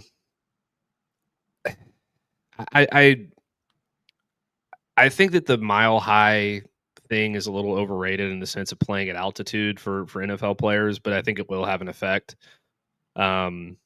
How about Jahdae Barron getting a pick on Dak Prescott this week? That's my prop bet of the week. I like it. Do you think that we have established now the best wide receiver duo in the NFL is CeeDee Lamb and George Pickens? Yeah, I don't think it's close. I mean, because before it was Jamar Chase and T. Higgins, right? That was kind of the consensus favorite of wide receiver duo. But now I might win again next year. If you take last week and Joe Flacco with them, then they may be back up there because those two guys were amazing last week. But I'm with you. I think CeeDee Lamb and George Pickens with Dak Prescott with this offense are just playing out of their mind right now. And it does feel like George Pickens made the right decision to come to Dallas and to get out of there because I think he's made a ton of money. Whether he re-signs with Dallas or not, I think that dude has made a ton of money this season so far by what he's doing. But yeah, I'm kind of with Joe on this. I think it's 35, though. I think Dallas has to score 35 against this Broncos defense. But that's the deal. Dak Prescott can't make any bad decisions. Javonte Williams has to run the ball well. But if you can do those things, I think you can win this ball game against Denver. But most likely, this is a down week for them. The Cowboys have not won a game this season in which they scored less than 37 points. There you go. 37's a number. The 49ers and the Texans. The 49ers are playing with the subs, grandmothers, nephews who have come into this game and learned how to play football last week. That's how beat up and injured this 49ers team is, and yet they're still 5-2. The Texans came back off a bye week and looked like they forgot how to play football. So this is a matchup with the 49ers and Texans. Houston somehow still favored in this matchup. I don't get it. I will never understand Vegas in this sense, but Houston is a 2.5-point favorite in this game. I get the injuries. Mac Jones has looked great. Kyle Shanahan's great with backup quarterbacks. He always has been. Texas is going to have a backup quarterback soon because they can't keep CJ Stroud off his back. I don't know how Texans are favored in this game. Well, I think that spread was probably locked in before Nico Collins was ruled out and Christian Kirk was ruled out. I think both of them are gone for this game. Yeah. And hey, credit to the 40 right now. Yeah, credit to the 49ers though. They're trotting out Shane Falco and Clifford Franklin and Danny Bateman and Kyle Shanahan's coaching like Jimmy McGinty out there with their replacement players. But great movie, by the way, The Replacements. We should have put that on our sports movie, like on our. We should. I like that one. Yeah, I like that one. It's so good. Yeah, I think that the 49ers kill them. I don't think without Christian Kirk and Nico Collins in the game, I don't think that there's a way that the Texans can score. Yeah, I just don't see it. I don't see a way they're able to score. Kyle Shanahan knows DeMeco Ryans as well. I mean, I know they know each other, but it feels like Kyle Shanahan's just a smarter coach in this, especially offensively. It just feels like he's that guy, but we'll see. They're 2.5-point favorites in there. R8 Cubed asked World Series pick. I'm rooting for the Blue Jays. I think the Dodgers probably win it overall because they just have a insane stacked roster with one of the greatest players of all time in Shohei Ohtani. But George Springer's on the Blue Jays, so I'm all George Springer. Plus, I love the Canada connection. Dad Vlad Guerrero played for the Montreal Expos, and now his son's in the World Series with the Toronto Blue Jays. I just love that connection. But I'm a George Springer guy, so I'm rooting for the Blue Jays. Are we down to the World Series now? I don't even know who's starts tonight. Starts tonight. The Dodgers and the Blue Jays starts tonight. I'm picking my boy Clayton Kershaw to finish off his career in the World Series. That's true. Matt did go to high school with Clayton Kershaw, so he's going to go with him and say that he finishes out the career with the World Series. That is a likely pick. Shohei Ohtani has been insane. Just hope this is the hope for Blue Jays fans. Shohei puts a lot of money on the Blue Jays. That's the hope, is that he puts some money on the Blue Jays, and then we can get out of this one. Yeah, that gambling story from the NBA is still nuts. Have you? The rigging of all the games and stuff, and it's just. Then the Terry Rozier Mavericks involved. Not technically yet, but Terry Rozier. The fact that there's like all these accounts that he like, they basically they told the NBA, they were like, hey, so Terry Rozier, when he had this game where he checked himself out with an injury, there was like $300,000 worth of bets on that game for a prop bet on Terry Rozier in a Charlotte Hornets like end of season game. That is a gigantic red flag. Yeah. And they found that he did nothing wrong, and they're like, of course he did something wrong. I would say this. I hope that we find out that Nico Harrison was betting on Luka Doncic to not win the MVP or something with the Mavericks. Man, I don't want to do what my meathead is to you today, but I've got to play my meathead in a little bit, and I think I've got two to maybe even it out. But the first one's gonna make you a little mad. But we'll play that one when we get to our meathead in just a minute. But yeah, not a huge week in the NFL either. It is kind of, you get a lot of matchups like the Dolphins and the Falcons and the Jets and the Bengals and the Browns and the Patriots. The Giants and the Eagles, somewhat interesting. Eagles favored by 7.5 at home. Giants have looked better. They just got all the fines for trying to trick, I believe, the concussion protocol people. I believe is basically what the premise of these fines is, that they were like, hey, Jackson Dart's playing really well. We cannot have him have a concussion right now. So I believe they got Cam Scadaboo for basically telling him the first test, which is old school NFL. And I'm sure Cam Scadaboo knows all about getting concussions too. But like what they used to always do when you get a concussion, Matt, was when you were on the ground and you got your bell rung, another player would run over and go, the date is this, the president is this, and they knew the questions they would ask, and they would just tell you them right then. So even if you didn't remember them, you could say them, recite them really quick, and then you get them. So that was the old school way, and everybody had done it in the NFL. It was like, that's what you did to not, if the ref came over or somebody and they're like, do you have a concussion? You'd be like, oh no, I know all these things. But now they take in the tent, they try and do more, they check your eyes, they do more stuff for that. Brian Daboll was the one that they go put him in the injury tent, and Brian Daboll runs over and tries to get into the injury tent. And they're like, this is not you, dude. This is the NFL. You can't come in here. So they all got fines today for trying to hurt the concussion protocol, which is in for a good reason. I understand the heat of a game. You don't want it, but it's in there for the right reasons. Let's not give Jackson Dart any more CTE than he's already on the track to getting, please. I don't want to see that.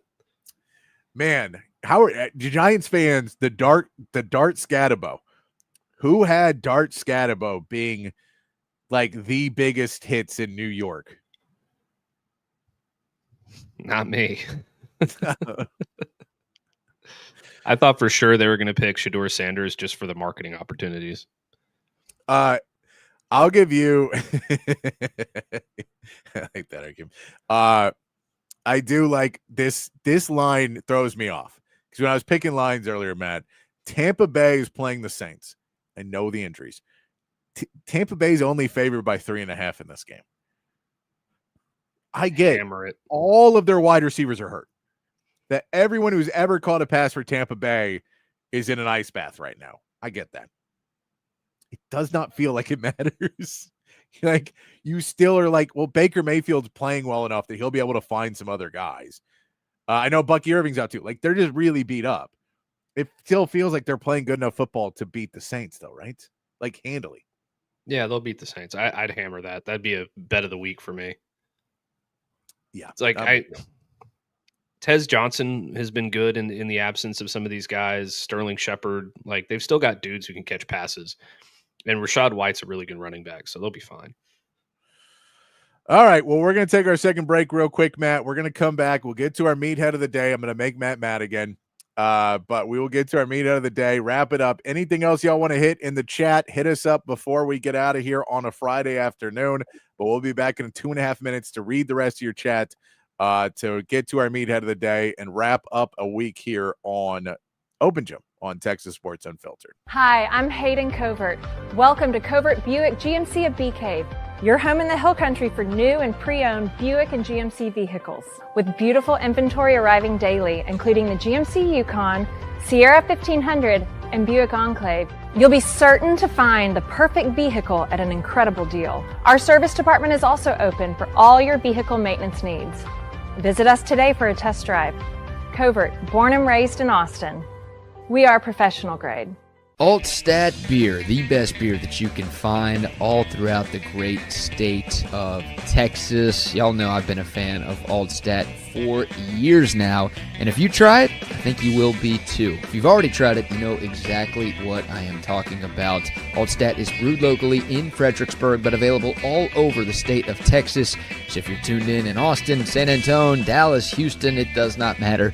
You can find Altstadt at a local grocery store or liquor store. They've got a bunch of different brews, something for every beer drinker out there. The lager, the Kolsch, those are their two flagship beers, both award winners. They are fantastic. The Altstadt Light sacrifices on calories but does not sacrifice on the taste. They've got great pills, tons of great seasonals as well. I'm telling you, one sip and you won't go back to the other beers you've been drinking in the past. It is the official beer of BK. It should be the official beer of you as well. It's Altstadt Beer. No impurities, no regrets.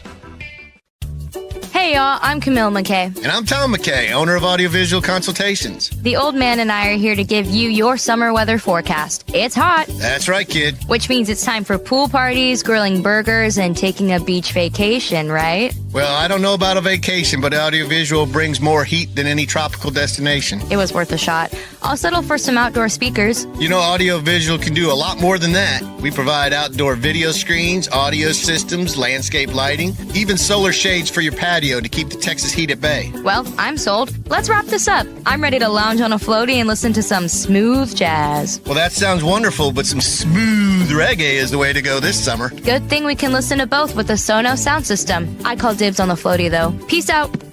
Kid, wait a second.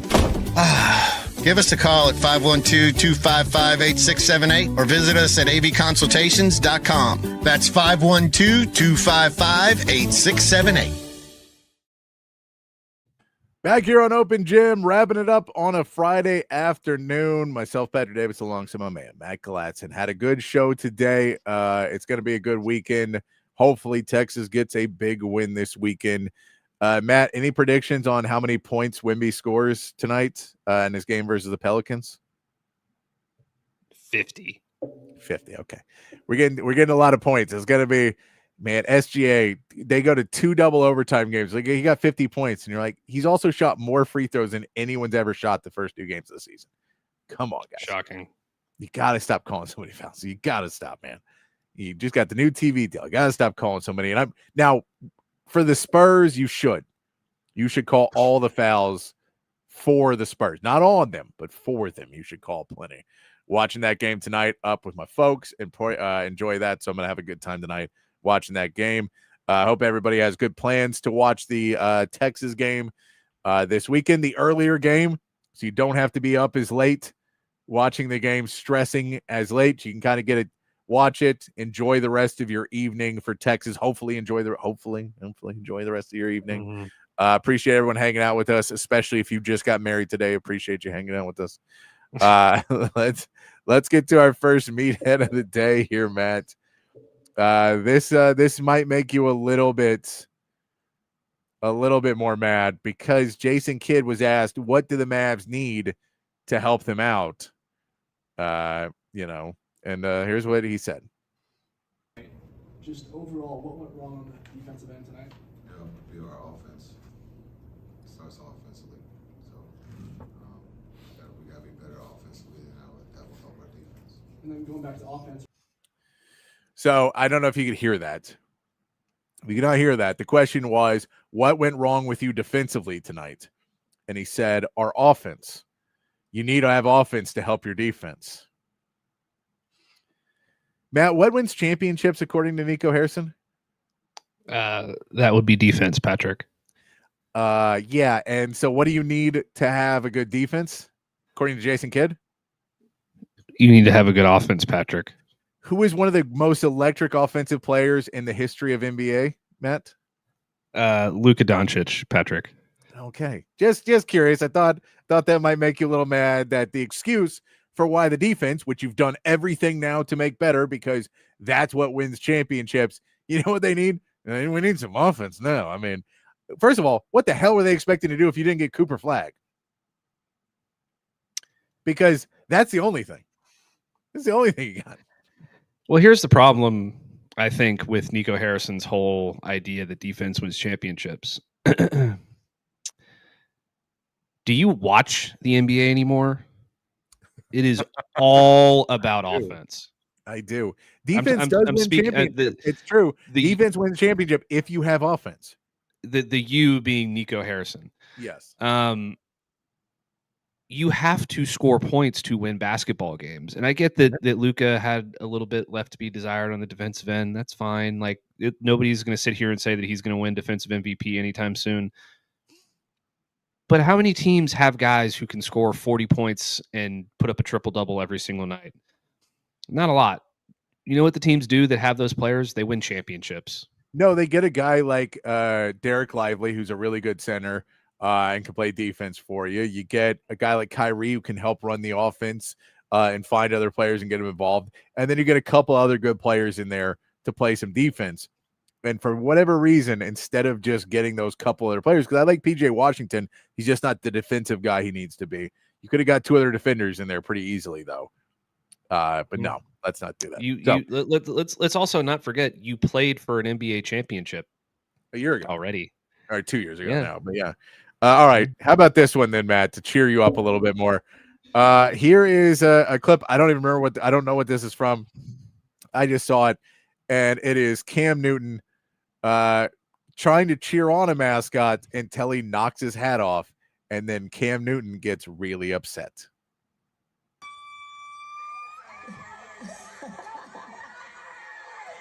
So the mascot 40-yard dash, Cam Newton running after them. Cam Newton is chasing them, screaming, all happy and going. And then somewhere in here, the mascot hits his hat off. Cam Newton hits him for real. They start pushing. The mascot thinks he's playing, and Cam Newton is like, I'm not playing. He comes back again, and Cam Newton gives him the, I'm about to really hit you. That is Cam Newton thinking that he's going to have fun with the mascot until he realizes mascot's going to mascot. There's something wrong with Cam Newton's brain, man. Oh, really? You mean the guy who ran for a bunch of touchdowns maybe got some head trauma? I mean, it's a hat. Like, why are we getting so aggressive about the hat? I get that's part of your. I think he was playing with him, and then he was like, okay, playtime's over. But the mascot's like, playtime's never over. I'm a mascot. Literally what I'm supposed to do is play. And so immediately he got upset about it, and it was hilarious. I very rarely agree with anything that Cam Newton has ever done, and this is just another one on the list that makes me realize that he is absolutely out of his mind. It's a mascot, man. A mascot. What do you expect? And another Cam calling out the media, which I agree. By the way, in this clip, I would not be able to do what Cam Ward's asking either. But he is just showing people what a quarterback has to do. And it's just funny because he calls a guy out in it. I want to see if y'all can repeat this play. And this is an easy one, too. Y mode.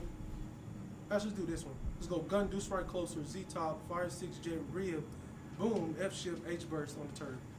No chance. I'll give you these one. This is a base game plan right here. This is a base game plan.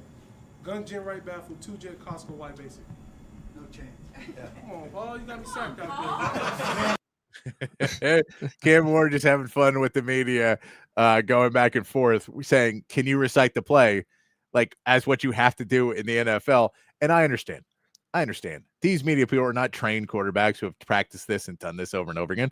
And if you ask Cam Ward, can you write an article before a deadline? It might be difficult for him as well. But it's just hilarious when he's trying to call out, like, you don't know everything I do.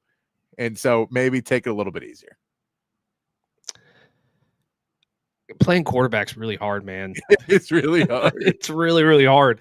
So, like, when you see all these people out here, like, you know, and I know that Sark's playbook probably isn't as complicated as an NFL team, but he runs a pro style offense and he's an NFL guy to in his heart. So it can't be easy. So next time you're sitting out there saying Arch sucks, remember that he's got to recite shit like that. And then he's got to go out there and read a defense, and he's got to do it while clock's running down. He's got to identify the safeties and the mic and the protections, and then he's got to figure out where his guys are and exploit the weaknesses. Like, all of these things are so hard. And then run for his life. And then run for his life behind a bad offensive line and hope that his receivers are competent enough to catch the football. Yes, Joe. Spurs Pelicans tonight is on TV in Austin on KView. So if you want to watch it in Austin, you can watch it on KView here in town. We got to get out of here. Thank you so much to everybody who tuned in today, especially if you got married today. Extra thanks to you for tuning in to us and hanging out with us on a Friday afternoon. Remember to set your timers. Subscribe to Texas Sports Unfiltered is the easiest way to do it. And they will be pregame and post-game right here where you can check out my man Bucky and BK. You can also hit up Zay and Rodney in the post-game. Stay right here. We'll be back on Monday, but until then, be safe. Be kind. Keep your underwear clean. Remember your tagline at the end. And we'll see you on Monday here on Open Gym. It's Friday.